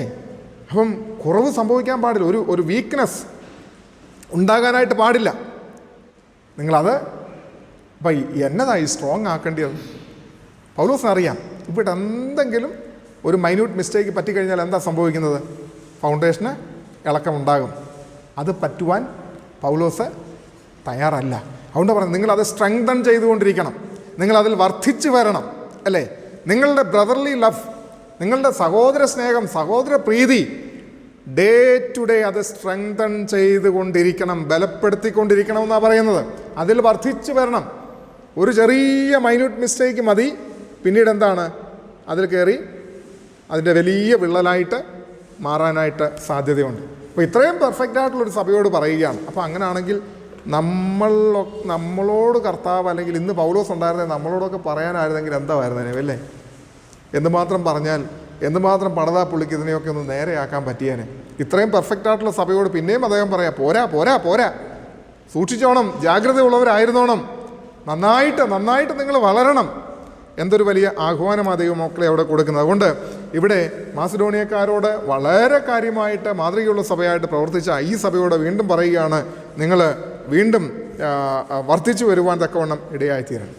ദൈവത്തെ സ്നേഹിക്കുമ്പോൾ ദൈവജനത്തെയും സ്നേഹിക്കുവാനായിട്ട് കഴിയും എന്നതിൻ്റെ ഉദാഹരണമാണ് തെസ്സലോനിക്ക സഭ മക്കദോന്യ സഭയെ സ്നേഹിച്ചതിൻ്റെ, അല്ലെങ്കിൽ സഹോദര പ്രീതിയിൽ അവരോട് വർദ്ധിച്ചതിൻ്റെ കാര്യമെന്ന് ഓർത്തുകൊള്ളും. ദൈവത്തെ സ്നേഹിക്കുമ്പോൾ ദൈവമക്കളെയും സ്നേഹിക്കുവാൻ കഴിയും. ദൈവത്തെ സ്നേഹിക്കുമ്പോൾ ദൈവത്തിൻ്റെ വേലയെയും നമുക്ക് സ്നേഹിക്കുവാനായിട്ട് കഴിയും. ദൈവത്തെ സ്നേഹിക്കുമ്പോൾ ദൈവത്തിൻ്റെ കൂട്ടായ്മകളെയും നമുക്ക് സ്നേഹിക്കുവാൻ കഴിയും. ആരാധന നമുക്ക് ഒരു അരോചകമായി മാറുകയില്ല എന്നുള്ളത് ഓർത്തുകൊള്ളണം. പ്രാർത്ഥനകൾ നമുക്ക് ഒരു ബേർഡനായി മാറുകയില്ല എന്നുള്ളത് ഓർത്തുകൊള്ളണം. ദൈവത്തെ സ്നേഹിക്കുമ്പോൾ ഇതെല്ലാം അതിൻ്റെ അനുബന്ധ ഘടകങ്ങളായിട്ട് വരുന്ന കാര്യങ്ങളാണ്. ദൈവത്തെ സ്നേഹിക്കുന്ന ഒരു വ്യക്തിക്ക് വിശുദ്ധ ഞായറാഴ്ച ഭവനത്തിൽ ഇരിപ്പാനായിട്ട് സാധ്യമല്ല എന്നുള്ളത് ഓർത്തുകൊള്ളണം. കാരണം എന്താണ്? ദൈവജനത്തോടൊപ്പമുള്ളതായ കൂട്ടായ്മ ആചരണം. ഇന്ന് പള്ളിയിലേക്ക് പോകാൻ താല്പര്യമുണ്ടെങ്കിലും പോകാതിരിക്കുന്നതിൻ്റെ കാരണം എന്താ? കൂട്ടായ്മക്കാരോട് സ്നേഹമില്ലാത്തത് കൊണ്ട് അല്ലേ? ഞാൻ പള്ളിയിൽ പോയാൽ, ഞാൻ പ്രാർത്ഥനയിൽ പോയാൽ അവരുടെ മുഖം കാണേണ്ടി വരും, അതുകൊണ്ട് ഞാൻ പോകുന്നില്ല. അപ്പോൾ ഓർത്തോണം. എന്തുകൊണ്ട്? കാരണം ദൈവത്തോടുള്ള സ്നേഹമുണ്ടെങ്കിൽ ദൈവജനത്തോട് ഓട്ടോമാറ്റിക്കലി സ്നേഹം വരും. ദൈവജനത്തോടുള്ള സ്നേഹം ഓട്ടോമാറ്റിക്കലി വന്നു കഴിഞ്ഞാൽ പിന്നെ നമ്മുടെ കൂട്ടായ്മ ആത്മീക പ്രോഗ്രാമുകളെല്ലാം നമുക്കൊരു എന്താ പറയുന്നത്, പോയില്ലെങ്കിൽ എന്തോ ഒരു ഇറിറ്റേഷനായിട്ട് നമുക്ക് തോന്നത്തുള്ളൂ. അപ്പോൾ പോകാത്തതിൻ്റെ കാരണം എന്താ? പള്ളിയിൽ പോയി കഴിഞ്ഞാൽ അവരെൻ്റെ അടുത്ത് വന്നിരുന്നാലോ, അദ്ദേഹം എൻ്റെ മുമ്പിൽ ഇരുന്നാലോ, അദ്ദേഹം എൻ്റെ പുറകിലിരുന്നാലോ, എനിക്ക് ഇഷ്ടമില്ലാത്ത ഒരാളാണല്ലോ സർവീസ് നടത്തുന്നത് അല്ലേ, ഇത്യാദി ചിന്തകളായിരിക്കും വരുന്നത്. അപ്പോൾ മനസ്സിലായ സംഭവം എന്താണെന്നുള്ള പിടുത്തം കിട്ടിയോ? ഇത്രയേ ഉള്ളൂ സംഭവം. ഇതെന്ന് നേരെയാവുന്നു, ഈ അടിസ്ഥാനം എന്ന് നേരെയാവുന്നു, അന്ന് വരെ നമ്മുടെ സ്നേഹവും സന്തോഷവും ഒക്കെ ഇത്രയുമൊക്കെ ഉള്ളൂ. ഒരു പ്രഹസനമായിരിക്കും, ഒരു ഉരുട്ടിപ്പെരട്ടലായിട്ട് ഇങ്ങനെ മാറിപ്പൊക്കോണ്ടിരിക്കും. ഷുഗർ കോട്ട് ചെയ്ത് കാര്യങ്ങൾ പൊക്കോണ്ടിരിക്കും എന്നുള്ളതല്ലാതെ ഒരു പ്രയോജനവും ഉണ്ടാവത്തില്ല എന്ന് ഓർത്തുകൊള്ളും. അതാണ് ഇവിടെ നമുക്ക് കാണാനായിട്ട് കഴിയുന്നത്. അതിൽ നിങ്ങൾ അധികമായിട്ട് വർദ്ധിച്ചു വരണം. പിന്നീട് പറയാം, പുറത്തുള്ളവരോട് മര്യാദയായി നടപ്പാനും ഒന്നിനും മുട്ടില്ലാതിരിപ്പാനും വേണ്ടി ഞങ്ങൾ നിങ്ങളോട് ആജ്ഞാപിച്ചതുപോലെ അടങ്ങിപ്പാർപ്പാനും സ്വന്തം കാര്യം നോക്കുവാനും സ്വന്തം കൈകൊണ്ട് വേല ചെയ്യുവാനായിട്ടും പിന്നെന്താ പറഞ്ഞേ, അഭിമാനം തോന്നണം എന്നാണ് പറഞ്ഞിരിക്കുന്നത്. അടുത്തതായിട്ട് പറഞ്ഞിരിക്കുന്നത് എന്താണ്? സഹോദര പ്രീതിയിൽ വർദ്ധിച്ചു വരണം എന്ന് പറഞ്ഞതിന് ശേഷം 11ഉം 12ഉം വാക്യങ്ങളിലേക്ക് വരുന്നായിട്ടുള്ള സമയത്ത് 3 കൂട്ടം കാര്യങ്ങളാണ് പ്രധാനമായിട്ട് പറയുന്നത്. അടങ്ങിപ്പാർക്കുക, ലീവ് ക്വയറ്റ്ലി, അടങ്ങിപ്പാർക്കുക. സ്വന്തം കാര്യം നോക്കുക, mind your own affairs. Third one, സ്വന്തം കൈകൊണ്ട് വേല ചെയ്യുക, വർക്ക് വിത്ത് യുവർ ഹാൻഡ്സ്. 3 കൂട്ടം കാര്യങ്ങൾ. ആ 3 കൂട്ടം കാര്യങ്ങൾ എന്താണ്? 1 അടങ്ങിപ്പാർക്കണം, 2 സ്വന്തം കാര്യം നോക്കണം, 3 സ്വന്തം കൈകൊണ്ട് വേല ചെയ്യണം. ഈ 3 കൂട്ടം കാര്യങ്ങൾ ചെയ്യാൻ പറഞ്ഞത് എന്തിനു വേണ്ടിയിട്ടാണ് എന്ന് ചോദിച്ചു കഴിഞ്ഞാൽ അതാണ് ആദ്യമേ പറഞ്ഞിരിക്കുന്നത്, മര്യാദയായി നടക്കാൻ വേണ്ടിയിട്ട് അല്ലേ? വോക്ക് പ്രോപ്പർലി, മര്യാദയായി നടക്കുന്നതിനും മുട്ടില്ലാതിരിക്കുന്നതിനും. Do not depend anyone. 3 കൂട്ടം കാര്യങ്ങൾ പൗലോസ് പറഞ്ഞു. നിങ്ങൾ അടങ്ങിപ്പാർക്കണം, ലീവ് ക്വയറ്റ്ലി. 2 സ്വന്തം കാര്യം നോക്കണം, 3 സ്വന്തം കൈകൊണ്ട് വേല ചെയ്യണം. ഇതെന്തിനു വേണ്ടിയിട്ടാണ്? മര്യാദയായിട്ട് നടക്കുന്നതിന് വേണ്ടി. ഇനി അങ്ങനെ വേണം നമ്മൾ ആ വാക്യം മനസ്സിലാക്കേണ്ടത്. എന്താ പറഞ്ഞിരിക്കുന്നത്? പുറത്തുള്ളവരോട് മര്യാദയായി നടപ്പാനും ഒന്നിനും മുട്ടില്ലാതിരിപ്പാനും വേണ്ടി ഞങ്ങൾ നിങ്ങളോട് ആജ്ഞാപിച്ചതുപോലെ അടങ്ങിപ്പാർപ്പാനും സ്വന്തം കാര്യം നോക്കുവാനും സ്വന്തം കൈകൊണ്ട് വേല ചെയ്യുവാനും അഭിമാനം തോന്നണമെന്നും നിങ്ങളെ പ്രബോധിപ്പിക്കും. അപ്പോൾ ആ 3 കൂട്ടം കാര്യങ്ങൾ ചെയ്യുവാൻ പറഞ്ഞത് 2 കൂട്ടം കാര്യങ്ങളുടെ സ്ഥിരതയ്ക്ക് വേണ്ടിയിട്ടാണ് എന്നുള്ളത് ഓർത്തുകൊള്ളാം. മര്യാദയ്ക്ക് നടക്കണം അല്ലേ? മര്യാദയ്ക്ക് നടക്കണം. നമ്മളും ചിലരോട് പറയത്തില്ലേ, നമ്മൾ പറയുന്നത് വേറെ ലെവലിലായിരിക്കും എന്നുള്ളൂ, നമ്മുടെ ടോണൊക്കെ മാറും അല്ലേ? മര്യാദയ്ക്ക് സംസാരിക്കണം, മര്യാദയ്ക്ക് പറയണം, മര്യാദയ്ക്ക് ഞാൻ പറഞ്ഞേക്കാം. നമ്മുടെ ടോണിനൊക്കെ വ്യത്യാസം വരും. ഇവിടെ പൗലോസ് പറയുകയാണ് എന്താണ്? മര്യാദയായി നടക്കണമെങ്കിൽ എന്ത് വേണം? അടങ്ങി പാർക്കണം അല്ലേ? നമുക്കൊക്കെ അടങ്ങി പാർക്കാൻ പറ്റുമോ? ചില ബുദ്ധിമുട്ടാണ് അല്ലേ? അങ്ങ് ഇറിറ്റേഷനാണ് നമുക്കൊക്കെ ഒന്ന് ഓർത്തുകൊള്ളാം. ഇന്നത്തെ കാലത്ത് പിന്നെ കുറേയൊക്കെ വ്യത്യാസമുണ്ട്. പണ്ടങ്ങനെയല്ല. പണ്ടിങ്ങനെ പണ്ടത്തെ പതിവെന്ന് പറഞ്ഞു കഴിഞ്ഞാൽ എന്താ, നമുക്ക് വേറെ എൻ്റർടൈൻമെൻറ്റുകളൊന്നുമില്ലല്ലോ. അപ്പം ജോലിയൊക്കെ കഴിഞ്ഞ് കഴിഞ്ഞാൽ അടുത്ത വീട്ടിലേക്ക് പോവുക, അവിടെ കുറച്ച് നേരം ഇരുന്ന് സൊറ പറയുക, അത് മറ്റുള്ളവരുടെ കുശുമും കുന്നായ്മയും ഒക്കെ ഇങ്ങനെ പറഞ്ഞുകൊണ്ട് അന്നത്തെ ദിവസം ചെലവിടും. ഇങ്ങനെയാണ് നമ്മുടെ പരിപാടികൾ. ഇവിടെ കിട്ടിക്കഴിഞ്ഞാൽ പറഞ്ഞത്, കാരണം അന്ന് ഫോണില്ലാത്തത് കൊണ്ട് പിന്നെന്താണ്, മൗത്ത് ടു മൗത്താണ് അന്നത്തെ പരിപാടികൾ അല്ലേ? അങ്ങനെയാണ് കൊടുത്തുകൊണ്ടിരിക്കുന്നത്. അതുകൊണ്ട് തന്നെ ഒരുപാട് പ്രശ്നങ്ങളും ഉണ്ടാവുക എന്നുള്ളത് ഓർത്തുകൊള്ളാം. ഇവിടെ പറഞ്ഞ അവിടെ പറയും, അവിടെ പറഞ്ഞ മറ്റേടത്ത് പറയും. അങ്ങനത്തെ ഒരു കാലഘട്ടം ഉണ്ടായിരുന്നു. ഇന്നിപ്പോൾ അങ്ങനെ ഇല്ല. ഇന്നിപ്പോൾ നമ്മൾ ഫോണിനകത്തൂടെ വിളിച്ച് കുറ്റവും കുറവൊക്കെ പറയത്തുള്ളൂ എന്നുള്ളൊരു വ്യത്യാസമുണ്ട്. ഇവിടെ പറഞ്ഞ മര്യാദയ്ക്ക് നടക്കണം. പിന്നെ പറയുക എന്താ? സ്വന്തം കാര്യം നോക്കണം. നമുക്കാർക്കും സ്വന്തം കാര്യം നോക്കാനായിട്ട് സമയമില്ല. നമ്മൾ മറ്റുള്ളവൻ്റെ അന്യൻ്റെ കാര്യം നോക്കിയാണ് ജീവിക്കുന്നത്. ഈ മര്യാദയ്ക്ക് നടക്കാൻ വേണ്ടിയിട്ടാണ് പൗലോസ് പറഞ്ഞത് നിങ്ങൾ അടങ്ങിപ്പാർക്കണം, അല്ലേ? നിങ്ങൾ സ്വന്തം കാര്യം നോക്കണം. നമുക്ക് പക്ഷേ നാട്ടുകാരൻ്റെ കാര്യം നോക്കാനാണ് താല്പര്യം കൂടുതൽ, അല്ലേ? നാട്ടുകാരനെക്കുറിച്ച്, മറ്റുള്ളവരെക്കുറിച്ച്, ഒരു തേർഡ് പാർട്ടിയെക്കുറിച്ച് ഒരു ഇല്ലായ്മ അല്ലെങ്കിൽ ഉള്ളതും ഇല്ലാത്ത എന്ത് പറഞ്ഞു എന്തോ ഒരു സന്തോഷമല്ലേ, എന്തോ ഒരു സന്തോഷമാണ്. ഇവിടെ നമ്മൾ നോക്കിക്കേ, പൗലോസ് പറയാം നമുക്കൊക്കെ എങ്ങനെ ഈ പ്രഷറും ഷുഗറും ഒക്കെ കയറുന്നത്? ഈ പ്രഷറും ഷുഗറും ഒക്കെ എങ്ങനെ നമുക്കൊക്കെ ഉണ്ടാകുന്നത്? ഈ പ്രഷറും ഷുഗറും ഒക്കെ ഉണ്ടാകുന്നതിൻ്റെ അടിസ്ഥാന കാരണം ഇത്രയും കാര്യങ്ങളാണ്. കാരണം മറ്റുള്ളവരെക്കുറിച്ച് ഓർക്കുമ്പം നമ്മളെക്കാട്ടിൽ കൂടുതൽ, എന്നെക്കാട്ടിൽ കൂടുതൽ അതങ്ങ് നമുക്ക് ഇറിറ്റേഷൻ ഉണ്ടാക്കുമെന്ന് ഓർത്തോണം. ഒത്തിരി ഇറിറ്റേഷൻ ഉണ്ടാക്കും. ജോലിയിൽ ഞാൻ പറഞ്ഞുതരാം, ഇഷ്ടം പോലെ കാര്യങ്ങളുണ്ട്. ജോലിയിൽ, അല്ലേ, അടുത്തവന് എൻ്റെ കീഴേ കിടന്നവനാണ്, അവന് പ്രൊമോഷൻ കിട്ടി, അപ്പോഴത്തേനങ്ങ് ഞെരിപിരി കൊള്ളുകയാണ്, താഴെ മുതൽ മേള് വരെ അങ്ങ് പിന്നെ ബോസിനെ ചീത്ത വിളിക്കുന്നു. അവൻ എന്നെക്കാട്ടിൽ കൂടുതൽ ശമ്പളം കിട്ടുന്നു, അവൻ എന്നെക്കാട്ടിലും വിദ്യാഭ്യാസം ഇല്ലാത്തവനെ. ഇത് ഓർത്തോണ്ടാണ് പിന്നെ വീട്ടിൽ വരുന്നതെന്ന് ഓർത്ത് കൊള്ളണം. വീട്ടിൽ വരുമ്പോൾ ഉറക്കമുണ്ടോ? ഉറക്കമില്ല. ഉറക്കമില്ല. അപ്പോഴത്തേനും നമുക്ക് പതുക്കെ നമ്മുടെ ബോഡിയിലെ സാധനങ്ങളൊക്കെ അനങ്ങാൻ തുടങ്ങും. ഒരു കുഴപ്പവുമില്ലാത്ത ഷുഗറും ഒരു കുഴപ്പവുമില്ലാത്ത പ്രഷറും ഒക്കെ എന്താണ്, പതുക്കെ തല പൊക്കാൻ തുടങ്ങും, അല്ലേ? സ്വന്തം കാര്യം നോക്കാത്തത് കൊണ്ടാണ് എന്ത് സംഭവിക്കുന്നത്? ഇത്യാദി കാര്യങ്ങളൊക്കെ കയറിപ്പിടിക്കും. നമ്മൾ രോഗികളായി മാറുന്നത് എന്തുകൊണ്ടാണെന്ന് ചോദിച്ചു കഴിഞ്ഞാൽ നമ്മൾ നാട്ടുകാരുടെ കാര്യം നോക്കാനായിട്ട് പോകുന്നത് കൊണ്ടാണ് നമുക്ക് കാര്യങ്ങൾ കയറുന്നത് എന്നോർത്തുകൊള്ളാം. പിന്നെ ഒരിക്കലും ഇത് കയറിക്കഴിഞ്ഞാൽ പിന്നെ കയറിക്കോളും, പേടിക്കണ്ട. അത് പിന്നെ ഓർത്താലും കൊള്ളാം, ഓർത്തില്ലേലും കൊള്ളാം, ആരുടെ കാര്യത്തിനകത്ത് ഇടപെട്ടാലും കൊള്ളാം, ഇടപെട്ടില്ലേലും കൊള്ളാം. ഇത് തല പൊക്കിക്കഴിഞ്ഞാൽ പിന്നെ ഇതങ്ങ് തല പൊക്കും കാലാകാലങ്ങളായിട്ട്. അതതിൻ്റെ വ്യത്യാസം ഒന്ന് ഓർത്തോണം. ഇത് തുടക്കമാണ് ഞാൻ പറഞ്ഞത്. എങ്ങനെയാണ് നമ്മുടെ ശരീരത്തിൽ ഇതൊക്കെ മുട്ടിട്ട് തുടങ്ങുന്നത്? നമുക്കൊക്കെ ഓരോ ടെൻഷൻ, നമുക്കൊക്കെ ഓരോ പ്രയാസം, നമ്മളിതിനെ ആവശ്യമുള്ളതിനെയും ഇല്ലാത്തതിനെയും കുറിച്ചൊക്കെ ചിന്തിച്ച് തല പുണ്ണാക്കുന്നു. അങ്ങനെ നമ്മളാകെപ്പാടെ കൊള്ളരുതാത്തവരായിട്ട് മാറുന്നു എന്നുള്ളത് ഓർത്തുകൊള്ളും. അതുകൊണ്ടാണ് പൗലോസ് വളരെ വ്യക്തമായിട്ട് പറഞ്ഞിരിക്കുകയാണ്, നിങ്ങൾ അടങ്ങിപ്പാർക്കണം, നിങ്ങൾ സ്വന്തം കാര്യം നോക്കണം. പിന്നെന്താ പറഞ്ഞിരിക്കുന്നത്? മുട്ടില്ലാതിരിക്കുന്നതിന് വേണ്ടിയിട്ട് സ്വന്തം കൈകൊണ്ട് വേല ചെയ്യണം, അല്ലേ? മറ്റുള്ളവരെ ഡിപ്പെൻഡ് ചെയ്യാതിരിക്കുവാൻ വേണ്ടിയിട്ട് സ്വന്തം കൈകൊണ്ട് വേല ചെയ്യണം. നമുക്കറിയാം പൗലോസ് അപ്പോസ്തലനെ സംബന്ധിച്ചിടത്തോളം കൂടാരപ്പണി ചെയ്ത് ജീവിച്ച ഒരു മനുഷ്യനാണ് അദ്ദേഹമെന്ന് ഓർത്തുകൊള്ളണം. കൂടാരപ്പണി ചെയ്ത് തൻ്റെ കാര്യം തനിക്ക് വേണ്ടിയിട്ട് മാത്രമല്ല, മറ്റുള്ളവർക്കും വേണ്ടി, തൻ്റെ കൂടെ പ്രവർത്തിക്കുന്ന മറ്റുള്ളവർക്കും കൂടെ താനൊരു അനുഗ്രഹമാകാൻ വേണ്ടി ശ്രമിച്ചതായ ഒരു വ്യക്തിത്വമാണ് ഈ പറയുന്നതായിട്ടുള്ള പൗലോസ് അപ്പോസ്തലൻ എന്നുള്ളത് ഓർത്തുകൊള്ളും. അതുകൊണ്ട് ഇവരോട് പറയുകയാണ്, ഇവരോടിത് പറയുവാനായിട്ട് മറ്റൊരു കാര്യം കൂടെ ഉണ്ട്. അതായത് ആ ഭാഗത്തേക്ക് ഞാൻ വരാം. റോമാലേഖനം 13-ാമത്തെ അധ്യായം 13-ാമത്തെ വാക്യത്തിനകത്ത് പൗലോസ് അപ്പോസ്തലൻ റോമാ സഭയോട് ഉദ്ബോധിപ്പിക്കുന്ന ഒരു കാര്യമുണ്ട്. പകൽ സമയത്ത് എന്ന പോലെ നാം മര്യാദയായി നടക്കാം, വെറുക്കൂത്തുകളിലും മദ്യപാനങ്ങളിലുമല്ല, ശയനമോഹങ്ങളിലും ദുഷ്കാമങ്ങളിലുമല്ല, പിണക്കത്തിലും അസൂയയിലും അല്ല. അല്ലേ? ഞാൻ മുമ്പേ പറഞ്ഞ കാര്യത്തിനോട് ചേർത്ത് വെക്കുന്ന സാധനമാണ് ഈ പറഞ്ഞതെന്ന് ഓർത്തോണം. ഇപ്പം പിടുത്തം കിട്ടിയോ? അന്നേരം അത് പറയാനായിട്ട് അങ്ങ് വിട്ടുപോയി, അല്ലാതെ അന്നേരം നിങ്ങൾക്ക് പെട്ടെന്ന് മനസ്സിലായതിനെ. എന്തുകൊണ്ടാണ് അടങ്ങിപ്പാർക്കണം, സ്വന്തം കാര്യം നോക്കണം, അല്ലെങ്കിൽ നാം എന്തുകൊണ്ട് കൊള്ളരുതാത്തവരായി മാറുന്നു എന്ന് പറയുന്നതിൻ്റെ ആ ബേസ് കിട്ടിയിരിക്കുകയാണ്. റോമാലേഖനം 13-ാമത്തെ അധ്യായം 13-ാമത്തെ വാക്യത്തിൽ പറഞ്ഞിരിക്കുന്ന പകൽ സമയത്തെന്ന പോലെ നാം മര്യാദയായി നടക്കാൻ, അല്ലേ? നമ്മൾ പറയല്ലേ പകൽ മാന്യന്മാർ. പകൽ നമ്മളെ കണ്ടു കഴിഞ്ഞാൽ എന്തെങ്കിലും പ്രശ്നമുണ്ടോ? ഒരു കുഴപ്പമില്ല, എന്താ വെള്ളയൊക്കെ ഇട്ടുകൊണ്ട് അടിപൊളിയായിട്ട് നല്ല ഇതായിട്ട് പോകും. രാത്രി ആയി കഴിയുമ്പോഴത്തേന് എന്താ സംഭവിക്കും? നമ്മുടെ സ്വഭാവത്തിന് എല്ലാം വ്യത്യാസം വരികയാണെന്ന് ഓർത്തുകൊള്ളാം.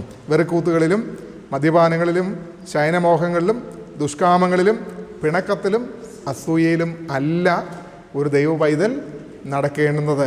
ഞാൻ മുമ്പേ പറഞ്ഞ കാര്യം, ഒരു ദൈവ പൈതലിനെ സംബന്ധിച്ചിടത്തോളം എങ്ങനെ ജീവിക്കണമെന്നാണ് പൗലോസ് അപ്പോസ്തലൻ പറഞ്ഞു തന്നിരിക്കുന്നത്? പകലും രാത്രിയും ഒരുപോലെ, അല്ലേ? അതിന് വേർതിരിവുകളൊന്നുമില്ല. നമ്മുടെ രഹസ്യവും പരസ്യവുമായിട്ടുള്ള ജീവിതം ദൈവത്തിന് പ്രസാദകരമായിരിക്കണം എന്നാണ് അതിൻ്റെ അകത്ത് പറഞ്ഞിരിക്കുന്നതെന്ന് ഓർത്തുകൊള്ളാം. യേശു കർത്താവിൻ്റെ പ്രൈവറ്റ് ലൈഫിനെക്കുറിച്ചും പബ്ലിക് ലൈഫിനെക്കുറിച്ചും ഞാൻ നേരത്തെ നിങ്ങളോട് പറഞ്ഞിട്ടുള്ളതാണ്. അത് രണ്ടും ദൈവത്തിന് പ്രസാദകരമായിരുന്നു എന്നുള്ളത് ഓർത്തുകൊള്ളും. അതുകൊണ്ടാണല്ലോ കർത്താവ് 30-ാമത്തെ വയസ്സിൽ യോർദാൻ നദിയിൽ സ്നാനമേൽക്കുമ്പോൾ പറഞ്ഞു, ഇവൻ എൻ്റെ പ്രിയപുത്രൻ, ഇവനിൽ ഞാൻ പ്രസാദിച്ചിരിക്കുന്നു. അത് തൻ്റെ പ്രൈവറ്റ് ലൈഫിനെ കുറിച്ച് സ്വർഗം സർട്ടിഫൈ ചെയ്യുകയാണ്. വീണ്ടും തൻ്റെ ക്രൂശ് മരണത്തോട് അടുക്കുന്ന സമയത്ത് തേജസ്കരണ ശുശ്രൂഷയോട് ബന്ധത്തിൽ പറഞ്ഞു, ഇവൻ എൻ്റെ പ്രിയപുത്രൻ. തൻ്റെ പബ്ലിക് ലൈഫിനെ സ്വർഗം സർട്ടിഫൈ ചെയ്യുകയാണ് എന്നുള്ളത് ഓർത്തുകൊള്ളും. അതാണ് ഇവിടെ പറഞ്ഞിരിക്കുന്നത്. പകൽ സമയത്തെന്ന പോലെ നാം മര്യാദയായി നടക്കണം. നമ്മുടെ പ്രൈവറ്റും പബ്ലിക്കുമായിരിക്കുന്നതായിട്ടുള്ള ലൈഫ്, രഹസ്യവും പരസ്യവുമായിരിക്കുന്ന ജീവിതം ദൈവത്തിന് പ്രസാദമായിരിക്കണം തെസ്സലോനിക്യരെ എന്നാണ് പൗലോസ് അപ്പോസ്തലൻ ഇവിടെ പറഞ്ഞു വയ്ക്കുന്നത്. അത് നമുക്കും ഇന്നത്തെ സമൂഹത്തിനും അത് ബാധകമാണ് എന്നുള്ളത് ഓർത്തുകൊള്ളാം. എന്തുകൊണ്ടാണ് വേല ചെയ്യുവാനായിട്ടുള്ള ആഹ്വാനം ഇവർക്ക് തെസ്സലോനിക്യർക്ക് കൊടുക്കുവാനായിട്ടുള്ള കാരണം? അതിനൊരു പർട്ടിക്കുലർ റീസണുണ്ട്. ആ റീസൺ ഉള്ളത് കൊണ്ടാണ് ഇത് കൊടുക്കുവാനായിട്ട് ഇങ്ങനൊരു ആഹ്വാനം, നിങ്ങൾ മുട്ടില്ലാതിരിക്കേണ്ടതിന് സ്വന്തം കൈകൊണ്ട് നിങ്ങൾ വേല ചെയ്യണം എന്ന് പറയുവാനായിട്ടുള്ള കാരണം. അതായത് തെസ്സലോനിക്യ സഭയെ സംബന്ധിച്ചിടത്തോളം യേശു കർത്താവിൻ്റെ മടങ്ങിവരവ് ഏറ്റവും ആസന്നമായിരിക്കുന്നു എന്നുള്ളതായ ധാരണയിൽ വിശ്വാസികൾ പലരും വേല ചെയ്യാതെ അലസരായിട്ട് ജീവിക്കുവാനായിട്ട് തുടങ്ങി.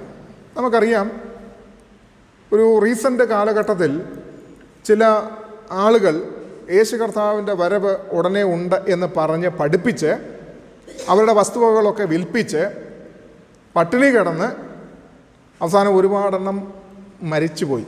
വളരെ റീസെൻ്റായിട്ട് കിട്ടിയ ഒരു തെളിവാണ് ആഫ്രിക്കയിൽ ഉള്ളതായ ഒരു കൺട്രിയിൽ നിന്ന് ഒരു കുഴിമാടം കണ്ടെത്തുവാനും നൂറുകണക്കിന് ആളുകളെ അവരുടെ ഡെഡ് ബോഡികൾ അതിൽ നിന്ന് ലഭിക്കാൻ എല്ലാം ഇങ്ങനെ സ്കെലിറ്റൻ പരുവത്തിൽ ആയി. കാരണം എന്താണ്? കർത്താവ് വരുന്നു എന്ന് പഠിപ്പിച്ച് അവരെ പട്ടിണി കിടന്ന് മരിച്ചുപോയ അനുഭവത്തെക്കുറിച്ച് വളരെ റീസെൻ്റായിട്ടാണ് ന്യൂസ് വന്നതെന്ന് ഓർത്തുകൊള്ളും. ഇങ്ങനെ തെറ്റായിട്ടുള്ള കാര്യങ്ങൾ, ഉപദേശങ്ങൾ ഇന്ന് ഭൂമിയിൽ ഒത്തിരിയുണ്ട്.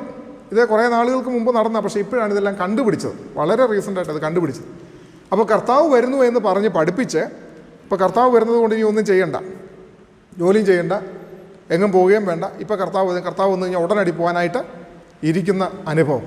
അങ്ങനെ ഒരു ചിന്ത, കർത്താവ് ഉടനെ വരും എന്നുള്ളൊരു ചിന്ത തെസ്സലോനിക്യ സഭയിലെ വിശ്വാസികൾക്ക് എങ്ങനെയോ കടന്നു കയറുവാനായിട്ട് ഇടയായിത്തീർന്നു.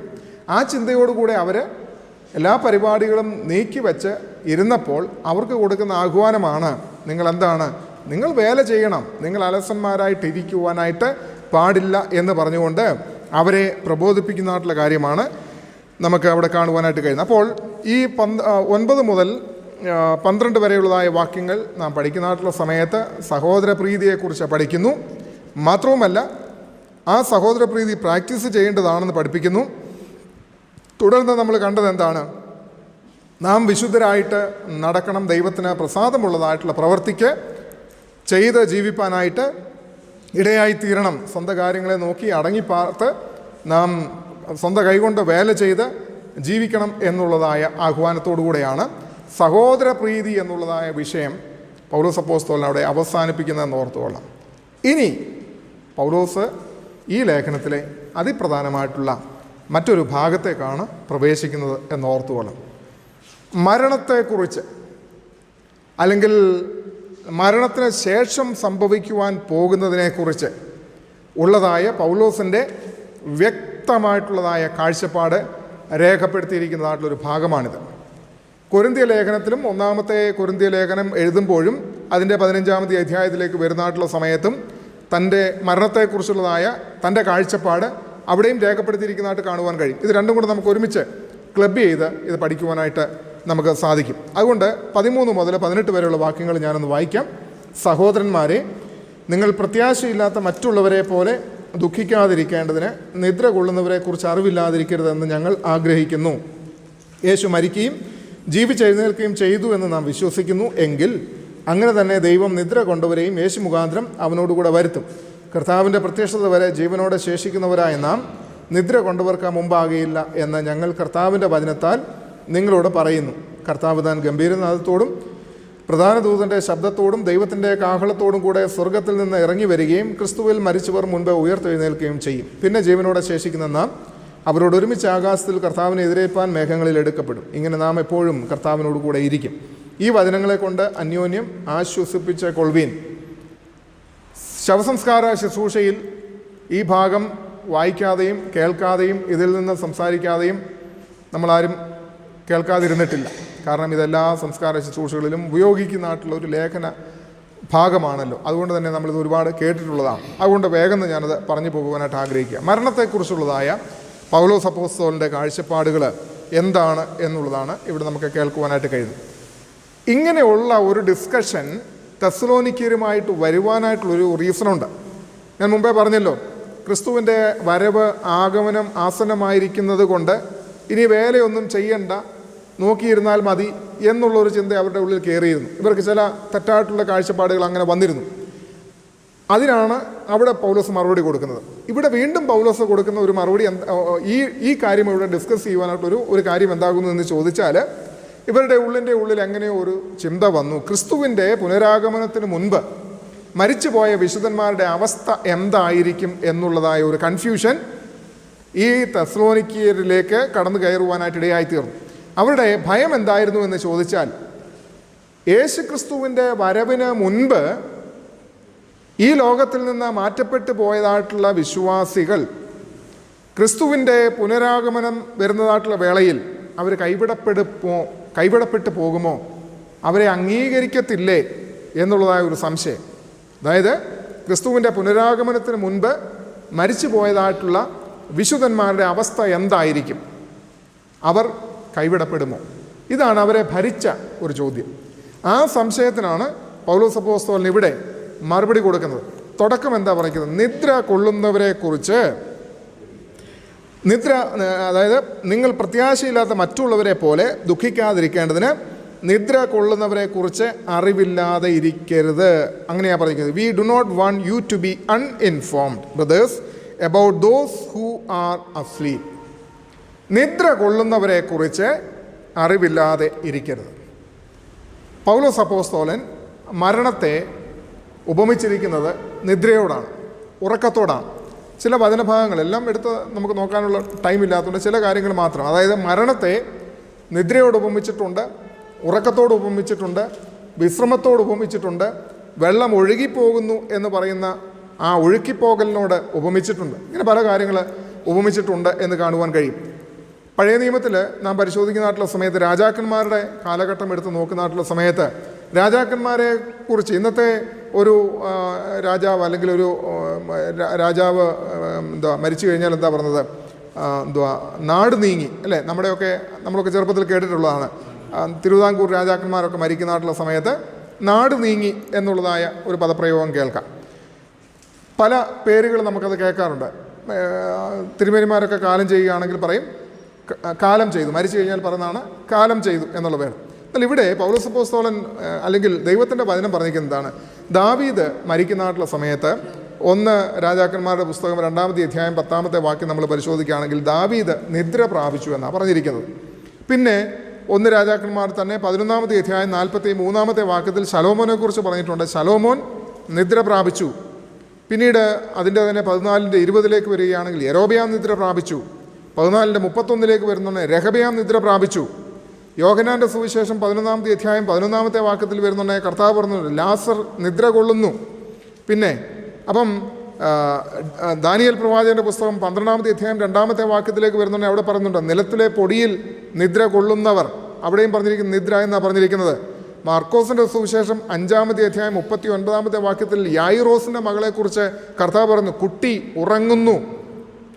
ദാനിയേൽ പ്രവാചകന്റെ പുസ്തകം 12-ാം അധ്യായം 13-ാമത്തെ വാക്യത്തിൽ ദാനിയേലിനോട് പറയുന്നു നീ വിശ്രമിക്കുക, നീ വിശ്രമിച്ച കാലാവസാനത്തിങ്കൽ. അപ്പോൾ ഇവിടെയെല്ലാം മരണത്തെക്കുറിച്ച് പറഞ്ഞിരിക്കുന്നത് എന്താ? നിദ്ര, ഉറക്കം, വിശ്രമം. 90-ാമത്തെ സങ്കീർത്തനത്തിനകത്ത് പറയുന്നുണ്ട് അവർ ഉറക്കം പോലെ അത്രേ അല്ലേ, അവരെ ഒഴുക്കിക്കളയുന്നതായിട്ടുള്ള അനുഭവം, അതൊക്കെ നമുക്കിവിടെ കാണുവാനായിട്ട് കഴിയുന്നുണ്ട്. അപ്പോൾ ഇവിടെ എല്ലാം നമുക്ക് മരണം എന്നുള്ളതായ ഒരു വേർഡിനെ ദൈവവചനം ഉപമിച്ചിരിക്കുന്നത് ഉറക്കത്തോടോ വിശ്രമത്തോടോ ഒക്കെയാണ്. നമ്മളൊരു പകൽ മുഴുവനും അധ്വാനിച്ചതിന് ശേഷം സന്ധ്യയാകുമ്പോൾ, രാത്രിയാകുമ്പോൾ നമ്മൾ കിടക്കുന്നത് എന്തിനു വേണ്ടിയിട്ടാണ്? വിശ്രമിക്കാൻ വേണ്ടിയിട്ടാണ്. പകലത്തെ അധ്വാനത്തിന് ശേഷം ഒരു വിശ്രമം നമുക്ക് ആവശ്യമാണ്, ഒരു ഉറക്കം നമുക്ക് ആവശ്യമാണ്. ആ ഉറക്കത്തിൻ്റെ എഫക്റ്റ് എന്താണ് എന്ന് ചോദിച്ചു കഴിഞ്ഞാൽ, ഉറങ്ങിയാൽ എഴുന്നേൽക്കും അല്ലേ? മരിച്ചാലോ? മരിച്ചാൽ എഴുന്നേൽക്കത്തില്ല. മനസ്സിലാവുന്നുണ്ടോ ഞാൻ പറയുന്നത്? മരിച്ചാൽ എഴുന്നേൽക്കത്തില്ല, ശ്വാസം പോയി കഴിഞ്ഞാൽ പിന്നെ എഴുന്നേൽക്കത്തില്ല. ഇവിടെ എന്താ പറഞ്ഞത്? ഉറങ്ങിയാൽ നമുക്കറിയാം രാവിലെ 5 മണി അല്ലെ 6 മണി ആകുമ്പോഴത്തേക്കും നമ്മൾ എങ്ങനെയായാലും എഴുന്നേറ്റിരിക്കും. ഒരു ക്രിസ്തു വിശ്വാസിയെ സംബന്ധിച്ചിടത്തോളം മരണം അല്ല, പകരം എന്താ? ഉറക്കം, അല്ലെങ്കിൽ വിശ്രമം, അല്ലെങ്കിൽ നിദ്ര കൊള്ളുന്നതായ അനുഭവം. കാരണം എന്താണ്? ഈ നിദ്രയ്ക്ക് ശേഷം, ഈ ഉറക്കത്തിന് ശേഷം എഴുന്നേറ്റാലേ പറ്റൂ, അല്ലേ?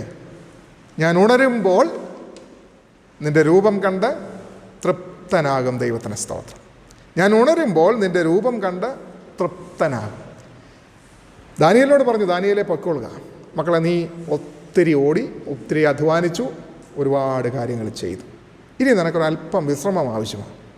നീ മരിച്ചോ എന്നല്ല പറഞ്ഞത്, ദാനിയേലേ നീ വിശ്രമിക്കുക, കാലാവസാനത്തെങ്കിൽ നിൻ്റെ ഓഹരി പ്രാപിപ്പാൻ എഴുന്നേറ്റ് വരിക. ഇതാണ് പറയുന്നത്. അപ്പോൾ മരണമെന്ന് പറയുന്നത്, ചോദ്യം ഇത്രമേ ഉള്ളൂ, മരണമെന്ന് പറയുന്നത് നമ്മൾ ഭയപ്പെടേണ്ടുന്ന ഒരു സംഭവ വികാസമാണോ? അതാണ് നമ്മൾ ഓർക്കേണ്ടത്. മരണമെന്ന് പറയുന്ന സംഭവം നാം ഭയത്തോടെ, വിറയലോടെ അഭിമുഖീകരിക്കേണ്ടുന്ന ഒരു വിഷയമാണോ? നല്ല ക്ഷീണം വന്നു കഴിയുമ്പോഴേ കണ്ണൊക്കെ ഇങ്ങനെ, നമ്മൾ ചിലപ്പോൾ വർത്തമാനം പറഞ്ഞുകൊണ്ടിരിക്കുമ്പോൾ തന്നെ നമ്മളിങ്ങനെ കറങ്ങി താഴെ പോകും. അപ്പോൾ നമ്മളെന്താ ചെയ്യുന്നത്? നമ്മൾ പറയും ഞാനൊന്ന് കിടന്നേച്ച് വരട്ടെന്ന് പറയും, ഒന്ന് ഉറങ്ങിയേച്ച് വരട്ടെന്ന് പറയും, അല്ലേ? നമ്മൾ അന്നേരം പിന്നെ പിടിച്ച് നിൽക്കുമോ? ഇങ്ങനെ കണ്ണ് താഴെ പോവുകയാണ്. ചിലപ്പോൾ ചില പ്രസംഗമൊക്കെ കേൾക്കുന്നുണ്ടെങ്കിൽ നമ്മളിങ്ങനെ കോഴിയുടെ കഴുത്തൊടിയുന്ന പോലെ ആയിരിക്കും നമ്മളിങ്ങനെ ഒടിഞ്ഞുകൊണ്ടിരിക്കുന്നത്, അല്ലേ? അന്നേരം ഒന്ന് കിടന്നു കഴിഞ്ഞാൽ നമ്മൾ സൂപ്പർ ഉറങ്ങും എന്ന് പറഞ്ഞതുപോലെ ഉറക്കം വരുന്നുണ്ടെങ്കിൽ നമ്മൾ പോയി കിടന്ന് ഉറങ്ങുമോ ഇല്ലയോ? അതോ പിന്നെ നമ്മളിങ്ങനെ കണ്ണ് മുഴപ്പിച്ച് വെച്ചുകൊണ്ടിരിക്കുമോ? ഉറക്കം വരുന്നുണ്ടെങ്കിൽ നമ്മൾ തീർച്ചയായിട്ടും ഉറങ്ങും. അത്രയേ ഉള്ളൂന്നേ. അത് അംഗീകരിക്കാൻ ഇച്ചിരി ബുദ്ധിമുട്ടാണെന്നുള്ളതേ ഉള്ളൂ, അല്ലേ? ഉറക്കം വരുമ്പോൾ പോയി കിടന്ന് ഉറങ്ങി. നമ്മളിവിടുത്തെ പരിപാടി കഴിഞ്ഞപ്പോൾ കർത്താവ് പറഞ്ഞു, മോനെ ഇച്ചിരി നേരം ഉറങ്ങടാ, അല്ലേ? അപ്പനമ്മമാർ പറയത്തില്ലേ, പിള്ളേരാകപ്പാടെ കഷ്ടപ്പെട്ട് പഠിച്ച്, ഞാൻ പിള്ളേരോട് പറയും ഒത്തിരി നേരം ഇരുന്ന് പഠിക്കുന്നുണ്ട്, പറഞ്ഞു ചേട്ടാ നീ പോയി കിടന്നുറങ്ങ്, അല്ലേ എന്ന് പറഞ്ഞതുപോലെയേ ഉള്ളൂ. നമ്മുടെ കഷ്ടപ്പാടും നമ്മുടെ അധ്വാനവും ഒക്കെ കുറേ ആയി കഴിയുമ്പം നമ്മുടെ അപ്പൻ സ്വർഗത്തിൽ നിന്ന് പറയടാ നീ പോയി കിടന്നുറങ്ങ്. അതായത് ഇതിനൊരു ഒരു പദം ഇങ്ങനെയാണ്, ഇതിൻ്റെ റൂട്ട് വേർഡുകൾ നമ്മൾ എടുത്ത് നോക്കുന്നായിട്ടുള്ള സമയത്ത് ഇങ്ങനെയാണ് പറഞ്ഞിരിക്കുന്നത്. ഈ 14-ാമത്തെ വാക്യത്തിലേക്ക് വരുന്നായിട്ടുള്ള സമയത്ത് 4-ന്റെ 14-ാമത്തെ യേശു മരിക്കുകയും ജീവിച്ചെഴുന്നേൽക്കുകയും ചെയ്തു നാം വിശ്വസിക്കുന്നു എങ്കിൽ അങ്ങനെ തന്നെ ദൈവം നിദ്ര കൊണ്ടുവരെയും യേശു മുഖാന്തരം അവനോടുകൂടെ വരുത്തും എന്നുള്ളൊരു പദമുണ്ട്. അതിൻ്റെ ഒറിജിനൽ റൂട്ട് വേർഡ് നോക്കുന്നായിട്ടുള്ള സമയത്ത് ഇങ്ങനെയാണ്: യേശുക്രിസ്തു മൂലം ഉറക്കിയ വിശുദ്ധന്മാർ എന്നുള്ളൊരു പദമാണ് ഒറിജിനൽ ട്രാൻസ്ലേഷനകത്ത് കൊടുത്തിരിക്കുന്നത്. Them also who have been put to sleep by Jesus. യേശുക്രിസ്തു മൂലം ഉറക്കിയ വിശുദ്ധന്മാർ. ഞാൻ പറഞ്ഞല്ലോ, അപ്പൻ എന്നുള്ള നിലയിൽ മക്കളുടെ ക്ഷീണവും ഓട്ടവും അധ്വാനം കാണുമ്പം അപ്പം പറയും മോനെ ചേരൻ പോയി ഉറങ്ങാൻ പറയും. അത്രയേ ഉള്ളൂ സംഭവം. അതുകൊണ്ടാണ് ആ റൂട്ട് വേർഡ് അവിടെ പറയുന്നത്. യേശുക്രിസ്തു മൂലം ഉറക്കിയ വിശുദ്ധന്മാർ. ദൈവത്തിന് സ്തോത്രം. ദൈവമക്കളെ, ഒരു ദൈവ പൈതൽ ഉറങ്ങുന്നത് അപ്പം പറഞ്ഞിട്ടാണെന്ന് ഓർത്തോണം. അപ്പം പറഞ്ഞിട്ടാണ് ഉറങ്ങുന്നെങ്കിൽ അപ്പം തന്നെ രാവിലെ സമയമാകുമ്പം വന്ന് ഒരടി തന്നിട്ട് വിളിക്കും, മക്കളെ എഴുന്നേൽടാന്ന് പറയും. ഒരു വിസിലടി കേൾക്കാം. ആ വിസിലടി ഇപ്പം നമ്മൾ കേൾക്കും, ഇച്ചിരി സമയം എടുക്കുവേ, അതുകൊണ്ട് ശ്രദ്ധിച്ചിരുന്നോളുക.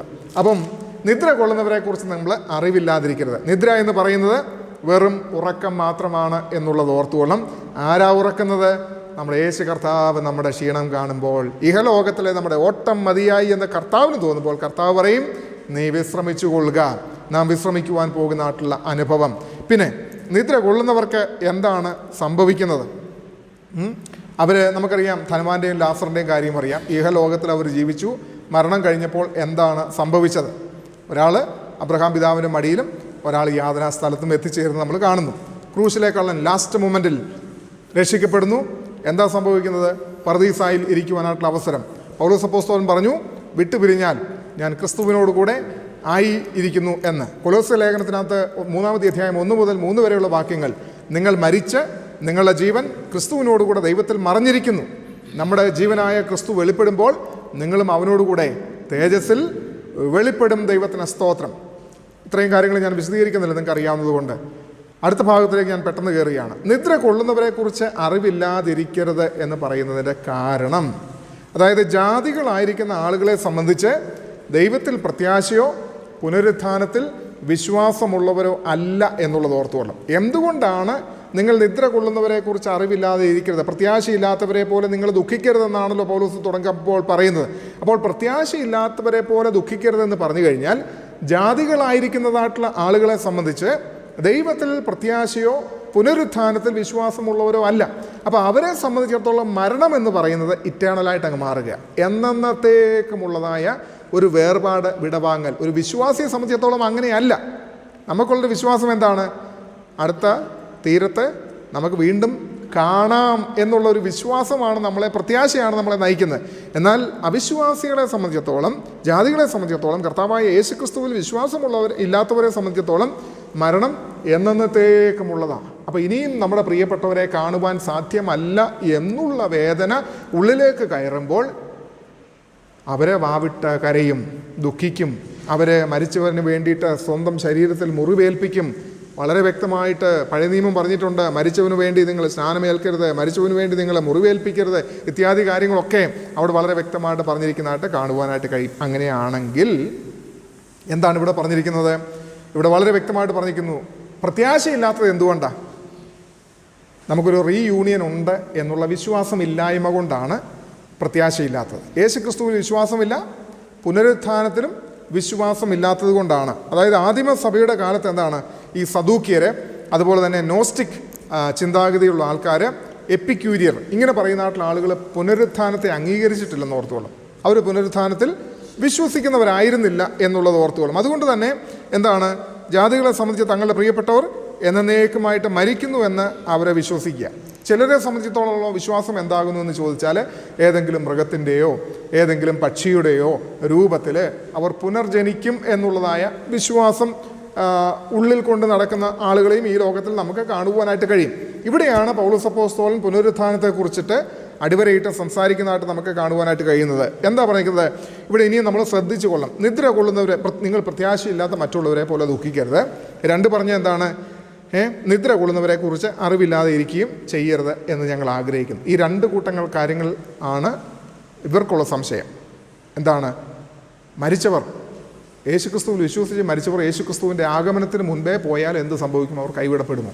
അതുകൊണ്ട് വളരെ വ്യക്തമായിട്ട് പറയുകയാണ്, നിങ്ങൾ പ്രത്യാശയില്ലാതെ ഇരിക്കരുത്, നിങ്ങൾ മറ്റുള്ളവരെ പോലെ നിദ്ര കൊള്ളുന്നവരെക്കുറിച്ച് അറിവില്ലാതെയും ഇരിക്കരുത്. എന്താണ് അതിൻ്റെ മറുപടി? ഇവിടെ നമ്മൾ കാണുകയാണ്. യേശു മരിക്കുകയും ജീവിച്ചെഴുന്നേൽക്കുകയും ചെയ്തു എന്ന് നാം വിശ്വസിക്കുന്നു എങ്കിൽ അങ്ങനെ തന്നെ ദൈവം നിദ്ര കൊണ്ടുവരെയും യേശു മുഖാന്തരം അവനോടുകൂടെ വരുത്തും. അപ്പോൾ പ്രത്യാശയില്ലാതെ ദുഃഖിക്കരുത്, നിദ്ര കൊള്ളുന്നവരെക്കുറിച്ച് നിങ്ങൾ അറിവില്ലാതെ ഇരിക്കുകയും ചെയ്യരുത്. കാരണം യേശു മരിക്കുകയും ജീവിച്ചെഴുന്നേൽക്കുകയും ചെയ്തു എന്ന് നാം വിശ്വസിക്കുന്നു, അല്ലേ? അങ്ങനെ നാം വിശ്വസിക്കുന്നു എങ്കിൽ എന്ത് സംഭവിക്കും?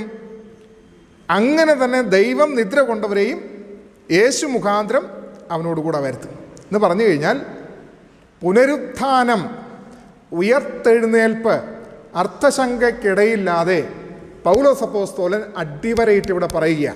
അതായത് ക്രിസ്തുവിൽ മരിക്കുന്ന, യേശു ക്രിസ്തുവിൽ വിശ്വസിച്ച് മരിക്കുന്ന ഒരു ദൈവ പൈതലിനെ സംബന്ധിച്ചിടത്തോളം അവൻ്റെ മരണമെന്ന് പറയുന്നത് ആത്യന്തികമല്ല, എന്നത്തേക്കുമുള്ളതല്ല. അവനൊരു ഉയർത്തെഴുന്നേൽപ്പുണ്ട്. അതിനപ്പുറത്ത് യേശു ക്രിസ്തു എന്ത് ചെയ്തു? യേശു മരിച്ചു, അവൻ ഉയർത്തെഴുന്നേറ്റു. അങ്ങനെ അത് നമ്മൾ വിശ്വസിക്കുന്നു എങ്കിൽ എന്ത് സംഭവിക്കും? പിതാവായ ദൈവം യേശുവിനെ ഉയർപ്പിച്ചതുപോലെ തന്നെ യേശു മുഖാന്തരം, അതായത് യേശു ക്രിസ്തുവിൻ്റെ ഉയർപ്പെന്നതുപോലെ തന്നെ യേശുവിനെ എങ്ങനെ മരണപുനരുത്ഥാനത്തിൽ നിന്ന് ഉയർത്തെഴുന്നേൽപ്പിച്ചോ അതുപോലെ തന്നെ ദൈവം നമ്മളെയും ഉയർപ്പിക്കും. ഇതായിരിക്കണം നമ്മുടെ വിശ്വാസത്തിൻ്റെ അടിസ്ഥാനം എന്നുള്ളതാണ് അവിടെ പറഞ്ഞത്. അപ്പോൾ യേശു മരിക്കുകയും ഉയർത്തെഴുന്നേൽക്കുകയും ചെയ്തു. എന്താണ് നമ്മുടെ വിശ്വാസം? നമ്മൾ വിശ്വസിക്കുന്നത് എന്താ? കർത്താവായ യേശു ക്രിസ്തു മരിച്ചു, ഉയർത്തെഴുന്നേറ്റു, സ്വർഗത്തിലേക്ക് കരേറി, പോയതുപോലെ തന്നെ വീണ്ടും വരും, നമ്മളെ ചേർത്തുകൊള്ളുക. ഇതല്ലേ നമ്മുടെ വിശ്വാസം.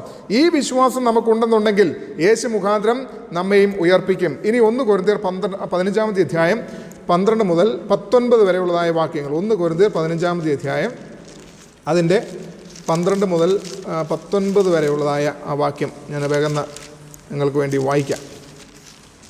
15-ന്റെ 12 മുതൽ 19 വരെ. ക്രിസ്തു മരിച്ചിട്ട് ഉയർത്തെഴുന്നേറ്റു എന്ന് പ്രസംഗിച്ചു വരുന്ന അവസ്ഥയ്ക്ക് മരിച്ചവരുടെ പുനരുത്ഥാനമില്ല എന്ന് നിങ്ങളിൽ ചിലർ പറയുന്നത് എങ്ങനെ?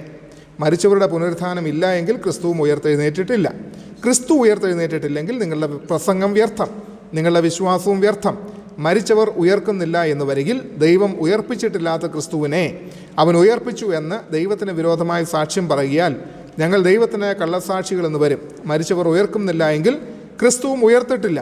ക്രിസ്തു ഉയർത്തിട്ടില്ല എങ്കിൽ നിങ്ങളുടെ വിശ്വാസം വ്യർത്ഥമാത്രേ. നിങ്ങൾ ഇന്നും നിങ്ങളുടെ പാപങ്ങളിലിരിക്കുന്നു. ക്രിസ്തുവിൽ നിദ്ര കൊണ്ടവരും നശിച്ചു പോയി. നാം ഈ ആയുസ്സിൽ മാത്രം ക്രിസ്തുവിൽ പ്രത്യാശ വെച്ചിരിക്കുന്നുവെങ്കിൽ സകല മനുഷ്യരിലും അരിഷ്ടന്മാരത്രേ. എന്താണ് ഇവിടെ പറഞ്ഞിരിക്കുന്നത്? ക്രിസ്തു ഉയർത്തെഴുന്നേറ്റിട്ടില്ലെങ്കിൽ നമ്മുടെ വിശ്വാസം വ്യർത്ഥമാണ്. അപ്പോസ്തലൻ പറയാം ഞങ്ങളുടെ പ്രസംഗവും വ്യർത്ഥമാണ്.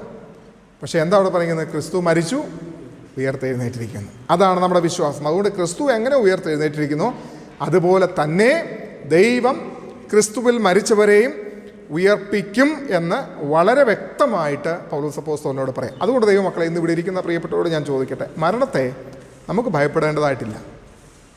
മരണമെന്ന് പറയുന്നത് നമ്മുടെ കർത്താവ് നമ്മളോട് പറയുകയാണ്, മക്കളെ നീ പോയി അല്പസമയം വിശ്രമിക്കുക. പക്ഷേ ആ വിശ്രമം ഈ ലോകത്തിൽ നിന്ന് പോകുമ്പോൾ ജീവിച്ചിരിക്കുന്ന നമ്മുടെ പ്രിയപ്പെട്ടവർക്ക് സങ്കടവും വേദനയും, ഭൗതികമായിട്ടുള്ള സങ്കടവും നിരാശയും വേദനയും ഒക്കെ ഉണ്ടാക്കും എന്നുള്ളതിനകത്ത് സംശയമില്ല. പക്ഷേ അത് ഭൗതികമായിട്ടുള്ള വേർപെടലിൻ്റെ വേദന മാത്രം. നാം അവരെ സ്നേഹിക്കുന്നത് കൊണ്ട്, അവർ നമ്മളെ സ്നേഹിച്ചതുകൊണ്ട് ആ വേർപിരിയൽ, വിട പറച്ചിൽ, ഭൗതികമായൊരു ദുഃഖമുണ്ടാകും. പക്ഷേ ആ ഭൗതികമായ ദുഃഖം ചില നിമിഷങ്ങളിലേക്ക് മാത്രമേ കാണുവാൻ കഴിയുള്ളൂ. കാരണം നമ്മുടെ ജീവിതം പിന്നെയും മുൻപോട്ട് ഓടണം. എന്നാൽ ആ പ്രത്യാശ, കാരണം നമ്മളെ ഭരിക്കുന്ന പ്രത്യാശ എന്താ? നമ്മുടെ പ്രിയപ്പെട്ടവർ ഗൾഫിലേക്ക് പോയി, ഗൾഫിൽ പോയിട്ട് പോകുന്ന ഉടനെ എന്താ? ഭാര്യ ഭർത്താവിനെ വിടുന്നുണ്ടെങ്കിൽ ഭാര്യയെ കടന്ന് കരയും, അല്ലേ? ആ സ്നേഹത്തിൻ്റെ ആധിക്യം കൊണ്ട് കരയുക. ഇനി എന്നാ കാണാൻ പറ്റുന്നതെന്ന് അറിയത്തില്ല. 2 വർഷം കഴിഞ്ഞിട്ടായിരിക്കും തിരിച്ചു വരുന്നത്. അപ്പോൾ ഒരു സങ്കടവും നിരാശയും ഒക്കെ ഉണ്ട്.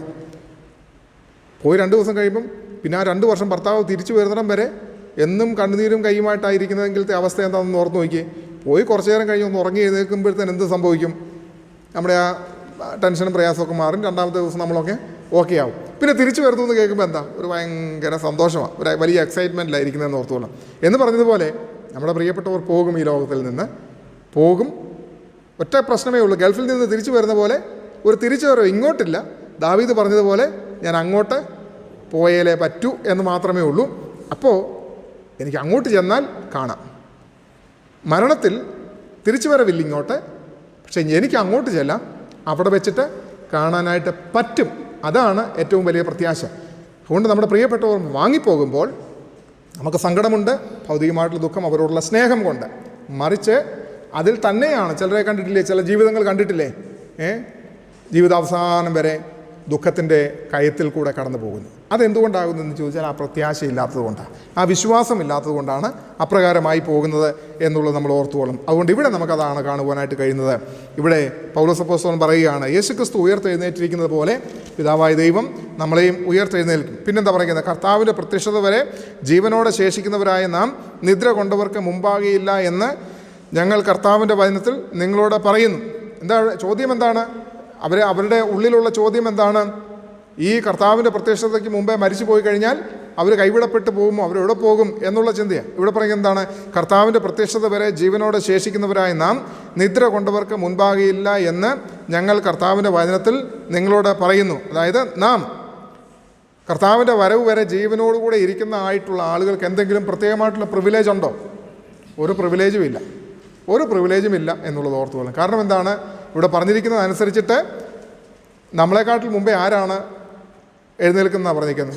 അവരാണ് എഴുന്നേൽക്കുന്നതാണ് പറഞ്ഞിരിക്കുന്നത്. മുമ്പേ പോയവരാണ് എഴുന്നേൽക്കുന്നത്. അപ്പം നാം ഒരിക്കലും നിദ്ര കൊണ്ടവർക്ക് മുൻപാകുകയില്ല. അതായത് കർത്താവിൻ്റെ ആഗമനത്തിന് മുന്നമേ വിശ്വസിച്ച് മരിച്ചു പോയതായിട്ടുള്ള ആളുകൾ ഒരിക്കലും കൈവിടപ്പെടുന്നില്ല. ആ ചോദ്യത്തിന് ഉത്തരം അവിടെ വരികയാണ്. കൈവിടപ്പെടുന്നില്ല.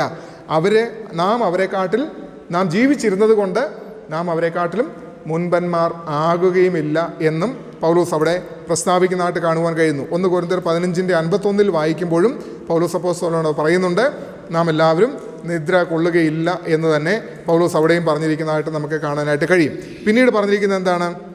കർത്താവ് താൻ ഗംഭീരനാദത്തോടും പ്രധാന ദൂതൻ്റെ ശബ്ദത്തോടും ദൈവത്തിൻ്റെ കാഹളത്തോടും കൂടെ സ്വർഗത്തിൽ നിന്ന് ഇറങ്ങി വരികയും ക്രിസ്തുവിൽ മരിച്ചവർ മുൻപേ ഉയർത്തെഴുന്നേൽക്കുകയും ചെയ്യും. ഇനിയും ക്രിസ്തുവിൻ്റെ ആഗമനത്തെക്കുറിച്ച് ഞാൻ വളരെ വേഗം ഇതങ്ങ് പറഞ്ഞു പോവുകയാണ്, ഈ അധ്യായം എന്ന് ഫിനിഷ് ചെയ്യേണ്ടതുകൊണ്ട്. ക്രിസ്തുവിൻ്റെ ആഗമനത്തെക്കുറിച്ചാണ് പറഞ്ഞിരിക്കുന്നത് 16-ാമത്തെ വാക്യം. എന്താ പറയുന്നത്? 3 കൂട്ടം കാര്യങ്ങൾ അവിടെ പറഞ്ഞിട്ടുണ്ട്. ഒന്ന്, ഗംഭീരനാദം, എ ക്രൈ ഓഫ് കമാൻഡ്, അല്ലെങ്കിൽ എ ഷൗട്ട്, അല്ലേ? A cry of command or a shout, ഗംഭീരനാദം. 2, പ്രധാന ദൂതൻ്റെ ശബ്ദം, വോയിസ് ഓഫ് ആൻ ആർക്കേഞ്ചൽ. 3, ദൈവത്തിൻ്റെ കാഹളം, sound of the trumpet of God. ഇങ്ങനെ 3 കൂട്ടം കാര്യങ്ങളാണ് അവിടെ സംഭവിക്കുന്നത് എന്ന് ഓർത്തുകൊള്ളണം. എന്താ പറയുന്നത്? കർത്താവ് താൻ ഗംഭീരനാദത്തോടും പ്രധാന ദൂതൻ്റെ ശബ്ദത്തോടും ദൈവത്തിൻ്റെ കാഹളത്തോടും കൂടെ സ്വർഗത്തിൽ നിന്ന് ഇറങ്ങി വരികയും ക്രിസ്തുവിൽ മരിച്ചവർ മുൻപേ ഉയർത്തെഴുന്നേൽക്കും. അപ്പോൾ ക്രിസ്തുവിൻ്റെ ആഗമനത്തോടുള്ള ബന്ധത്തിൽ, പ്രത്യക്ഷതയോടുള്ള ബന്ധത്തിൽ 3 കൂട്ടം കാര്യങ്ങൾ അവിടെ നടക്കുന്നു. ഒന്നാമതായിട്ട് പറഞ്ഞിരിക്കുന്നത് ഗംഭീരനാദം.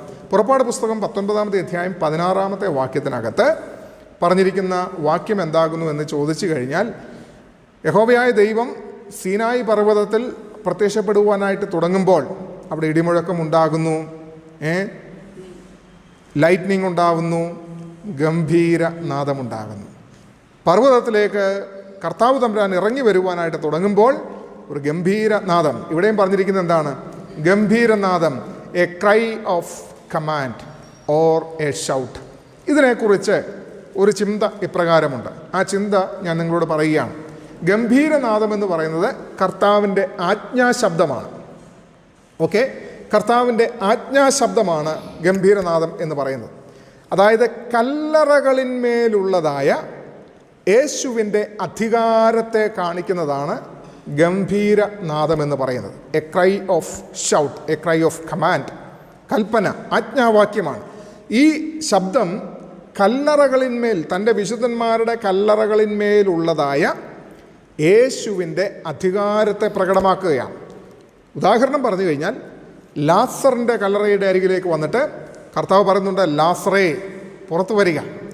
എന്തുകൊണ്ട് ശവകുടീരങ്ങളുടെ മുൻപിൽ നിൽക്കുമ്പോൾ കർത്താവ് യേശു തമ്പുരാൻ സ്പെസിഫിക്കലി പേര് വിളിച്ചിട്ട് പറയുകയാണ്, ലാസറേ പുറത്തു വരിക. അപ്പോൾ എന്താ സംഭവിച്ചത്? ലാസറ് പുറത്തു വരുന്നതായിട്ടുള്ള കാര്യം നമുക്ക് കാണുവാനായിട്ട് കഴിയും. എന്തുകൊണ്ട് ലാസറിനെ പേരെടുത്ത് അവിടെ വിളിച്ചു? അവിടെ നിന്നുകൊണ്ട് യേശു കർത്താവ്, ശവകുടീരങ്ങൾ നിറഞ്ഞിരിക്കുന്ന സ്ഥലമാണ് അവിടെ നിന്നുകൊണ്ട് കർത്താവ് പറയുകയാണ്, പുറത്തു വരിക എന്നുള്ളൊരു കമാൻഡ് അവിടോട്ട് പോവുകയാണെങ്കിൽ എന്ത് സംഭവിക്കും? എല്ലാ കല്ലറകളും തുറക്കപ്പെടും, എല്ലാ കല്ലറയും അവിടെ തുറക്കപ്പെടും. അതാണ് കർത്താവിൻ്റെ അധികാര ശബ്ദം, ഗംഭീരനാദം. ഇപ്പം എന്താ സംഭവിക്കുന്നത്? കർത്താവിൻ്റെ 2-ാമത്തെ വരവെങ്കിൽ എന്താണ് സംഭവിക്കാനായിട്ട് പോകുന്നത്? അവൻ്റെ ഗംഭീരനാദം എന്ന് പറഞ്ഞു കഴിഞ്ഞാൽ കല്ലറകളിന്മേൽ തുറക്കുവാനായിട്ടുള്ളതായ അധികാര ശബ്ദമാണ്. അവിടെ ലാസറിനെ മാത്രം പോയിൻ്റ് ഔട്ട് ചെയ്ത് വിളിക്കുന്നത്, ലാസർ മാത്രം പുറത്തു വരണം. അതുകൊണ്ടാണ് ലാസറിനെ മാത്രം പുറത്ത് വരുവാനായിട്ട് പോയിൻ്റ് ഔട്ട് ചെയ്ത് വിളിക്കുന്നത്. അല്ല, അവിടെ നിന്നുണ്ട് പുറത്ത് വരിക എന്നുള്ള ഒറ്റ ആജ്ഞ കൊടുത്തിരുന്നെങ്കിൽ സകല യഹൂദന്മാരും അവിടുന്ന് ചാടി കല്ലറയും പൊട്ടിച്ചുകൊണ്ട് ഇറങ്ങി വന്നേനെ. അതൊഴിവാക്കാൻ വേണ്ടിയിട്ടാണ്. അപ്പോൾ ഗംഭീരനാദം കല്ലറകളിന്മേലുള്ളതായ കർത്താവിൻ്റെ അധികാരം. അതായത് യേശുവിൻ്റെ ശബ്ദത്തിൽ എന്താ സംഭവിക്കുന്നത്? കല്ലറകളിൽ വിശ്രമിക്കുന്ന സകല വിശുദ്ധന്മാരും പുനരുത്ഥാനം ചെയ്യും. ഗംഭീരനാദത്തെങ്കിൽ സംഭവിക്കുന്നത്. 2, പ്രധാന ദൂതൻ്റെ ശബ്ദം, വോയിസ് ഓഫ് ആൻ ആർക്കേഞ്ചൽ. പ്രധാന ദൂതൻ്റെ ശബ്ദം. ആരാണ് പ്രധാന ദൂതൻ? വിശുദ്ധ വേദപുസ്തകത്തിൽ അതിൻ്റെ തിയോളജിയൊക്കെ പഠിക്കുന്നതായിട്ടുള്ള സമയത്തൊരു പ്രധാനമായിട്ടൊരു 7 എന്താ പറയുന്നത്, പ്രധാന ദൂതന്മാരെക്കുറിച്ചൊക്കെ പഠനങ്ങളുണ്ട്. പക്ഷേ വേദപുസ്തകത്തിൽ നമ്മളെപ്പോഴും കാണുന്നത് പ്രധാന ദൂതൻ എന്നുള്ള പേരിൽ ഇറങ്ങി വരുന്നത് മീഖായേലാണ് എന്നുള്ളത് ഓർത്തോളാം. മീഖായേലിനെ കുറിച്ച് ദാനിയേൽ പ്രവാചകൻ്റെ പുസ്തകം 10-ാമത്തെ അധ്യായം 13-ാമത്തെ വാക്യത്തിലും 21-ാമത്തെ വാക്യത്തിലും 12-ാമത്തെ അധ്യായത്തിൽ 1-ാമത്തെ വാക്യത്തിലും യൂദായുടെ ലേഖനം 9-ാമത്തെ വാക്യത്തിലും വെളിപ്പാട് പുസ്തകം 12-ാമത്തെ അധ്യായം 7-ാമത്തെ വാക്യത്തിലും ഇങ്ങനെ ഒരു 1, 2, 3, 4, 5 ഒരു 5 ഭാഗങ്ങളിൽ മീഖായേൽ ദൂതൻ, പ്രധാന ദൂതനായിരിക്കുന്ന മീഖായേലിനെ കുറിച്ചുള്ള പരാമർശം നമുക്ക് കാണുവാനായിട്ട് കഴിയും. എന്തിനാണ് മീഖായേലിൻ്റെ ആ അകമ്പടി അല്ലെങ്കിൽ പ്രധാന ദൂതൻ്റെ ശബ്ദം, വോയിസ് ഓഫ് ആൻ ആർക്കേഞ്ചൽ? നമുക്കറിയാം, ദാനിയേൽ പ്രവാചകൻ 21 ദിവസം പ്രാർത്ഥിച്ചു. 21 ദിവസം പ്രാർത്ഥിച്ചതായിട്ടുള്ള സമയത്ത് 21-ാമത്തെ ദിവസമാണ് എന്താണ്, അല്ല, ദാനിയേലിൻ്റെ പ്രാർത്ഥനയ്ക്ക് 21-ാമത്തെ ദിവസമാണ് മറുപടി ലഭിക്കുന്നതെന്ന് ഓർത്തുകൊള്ളാം. ഓക്കെ, ആ മറുപടി ലഭിക്കുന്നതായിട്ടുള്ള സമയത്ത് ഗബ്രിയേൽ ദൂതനാണല്ലോ വന്ന് മറുപടി കൊടുക്കുന്നത്. ഇപ്പോൾ ഗബ്രിയേൽ പറയുന്ന ഒരു കാര്യമുണ്ട്, പാർസി പ്രഭു, നിൻ്റെ പ്രാർത്ഥനയുടെ ശബ്ദം ആരംഭത്തിങ്കൽ തന്നെ, നിൻ്റെ പ്രാർത്ഥനയുടെ ആരംഭത്തിങ്കൽ തന്നെ സ്വർഗത്തിൽ കേട്ടിരുന്നു. ഞാൻ അവിടുന്ന് മറുപടിയുമായിട്ട് ഇറങ്ങിയതാണ്. പക്ഷേ എന്ത് സംഭവിച്ചു?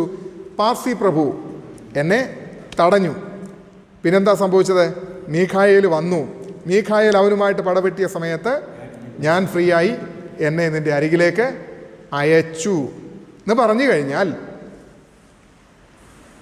എന്തുകൊണ്ട് പ്രധാന ദൂതൻ്റെ ശബ്ദം കർത്താവിൻ്റെ ആഗമനത്തിങ്കൽ വരുവാൻ കാരണമാകുന്നു എന്ന് ചോദിച്ചാൽ, മരിച്ചുപോയ വിശുദ്ധന്മാരുടെ ആത്മാക്കൾ പുനരുത്ഥാനത്തിന് വേണ്ടി തങ്ങളുടെ ശരീരത്തിലേക്ക് പർദീസായിൽ നിന്ന് ഇറങ്ങി വന്ന് പുനരുത്ഥാനം പ്രാപിക്കുവാൻ വരുമ്പോൾ ദുഷ്ടാത്മസേനകൾ അവരെ തടയാതിരിക്കുന്നതിന് വേണ്ടിയിട്ടാണ് പ്രധാന ദൂതൻ്റെ ശബ്ദം.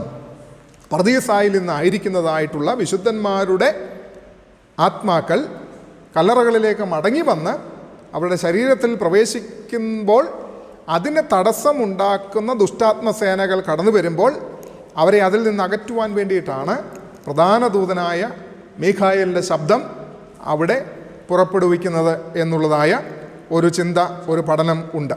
ഞാൻ നിങ്ങളുടെ അറിവിലേക്ക് വേണ്ടി അത് പറയുന്നു. 3, ദൈവത്തിൻ്റെ കാഹളം, sound of the trumpet of God. എന്താണ് ഈ കാഹളത്തെങ്കിലാണ് എന്ത് സംഭവിക്കുന്നത്?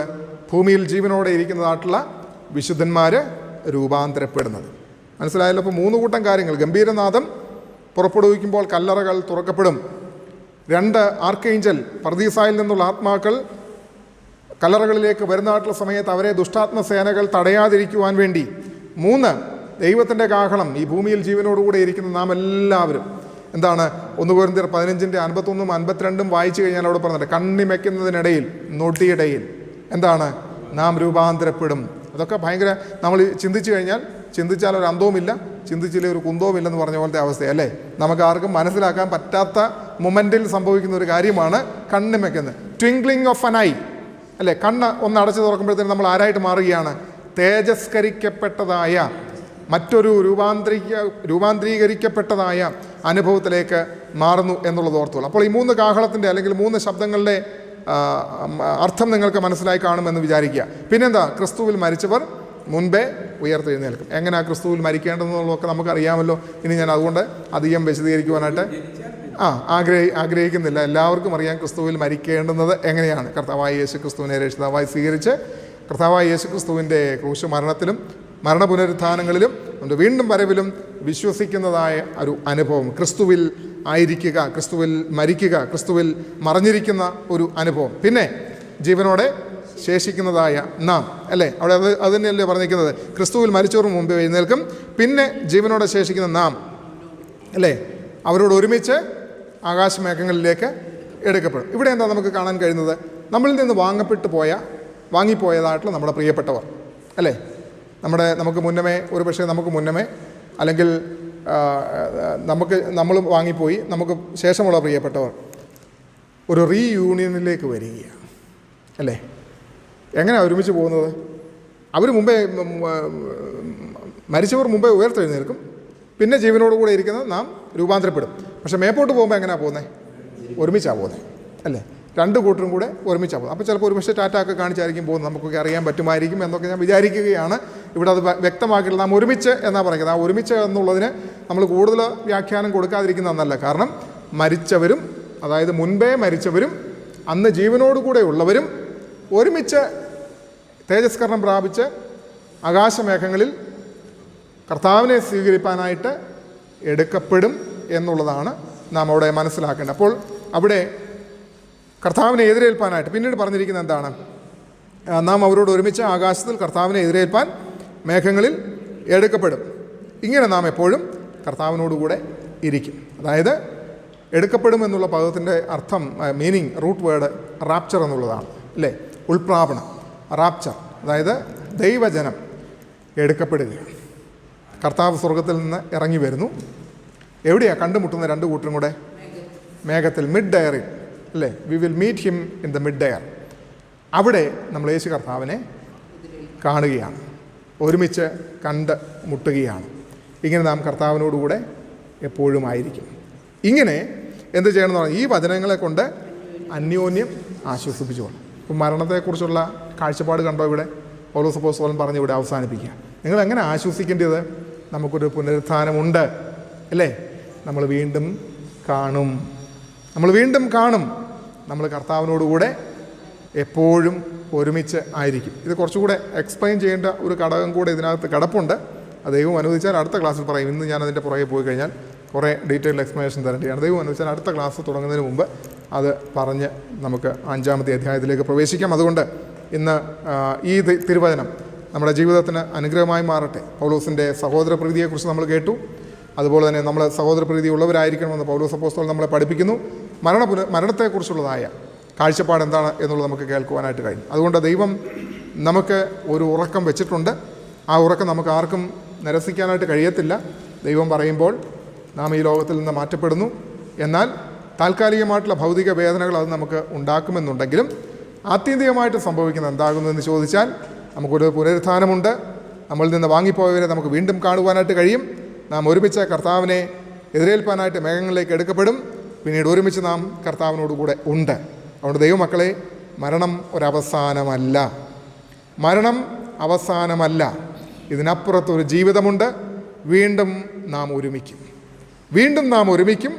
വീണ്ടും അവനോടുകൂടെ നമുക്ക് വേണ്ടി ഒരുക്കിയിരിക്കുന്ന ആ സ്വർഗീയ യെരുശലേമിൽ നമുക്ക് നിത്യകാലം ചിരകാലം അവനോടൊപ്പം വസിപ്പാനായിട്ട് കഴിയും. ഈ വചനങ്ങൾ നമ്മുടെ ജീവിതത്തിന് ധൈര്യമായി മാറട്ടെ, പ്രത്യാശയായി മാറട്ടെ, നമ്മളെ ബലപ്പെടുത്തട്ടെ. ഈ വചനങ്ങളാൽ സർവ്വശക്തൻ നമ്മളെ എവരെയും അനുഗ്രഹിക്കുമാറാകട്ടെ. ആമേൻ.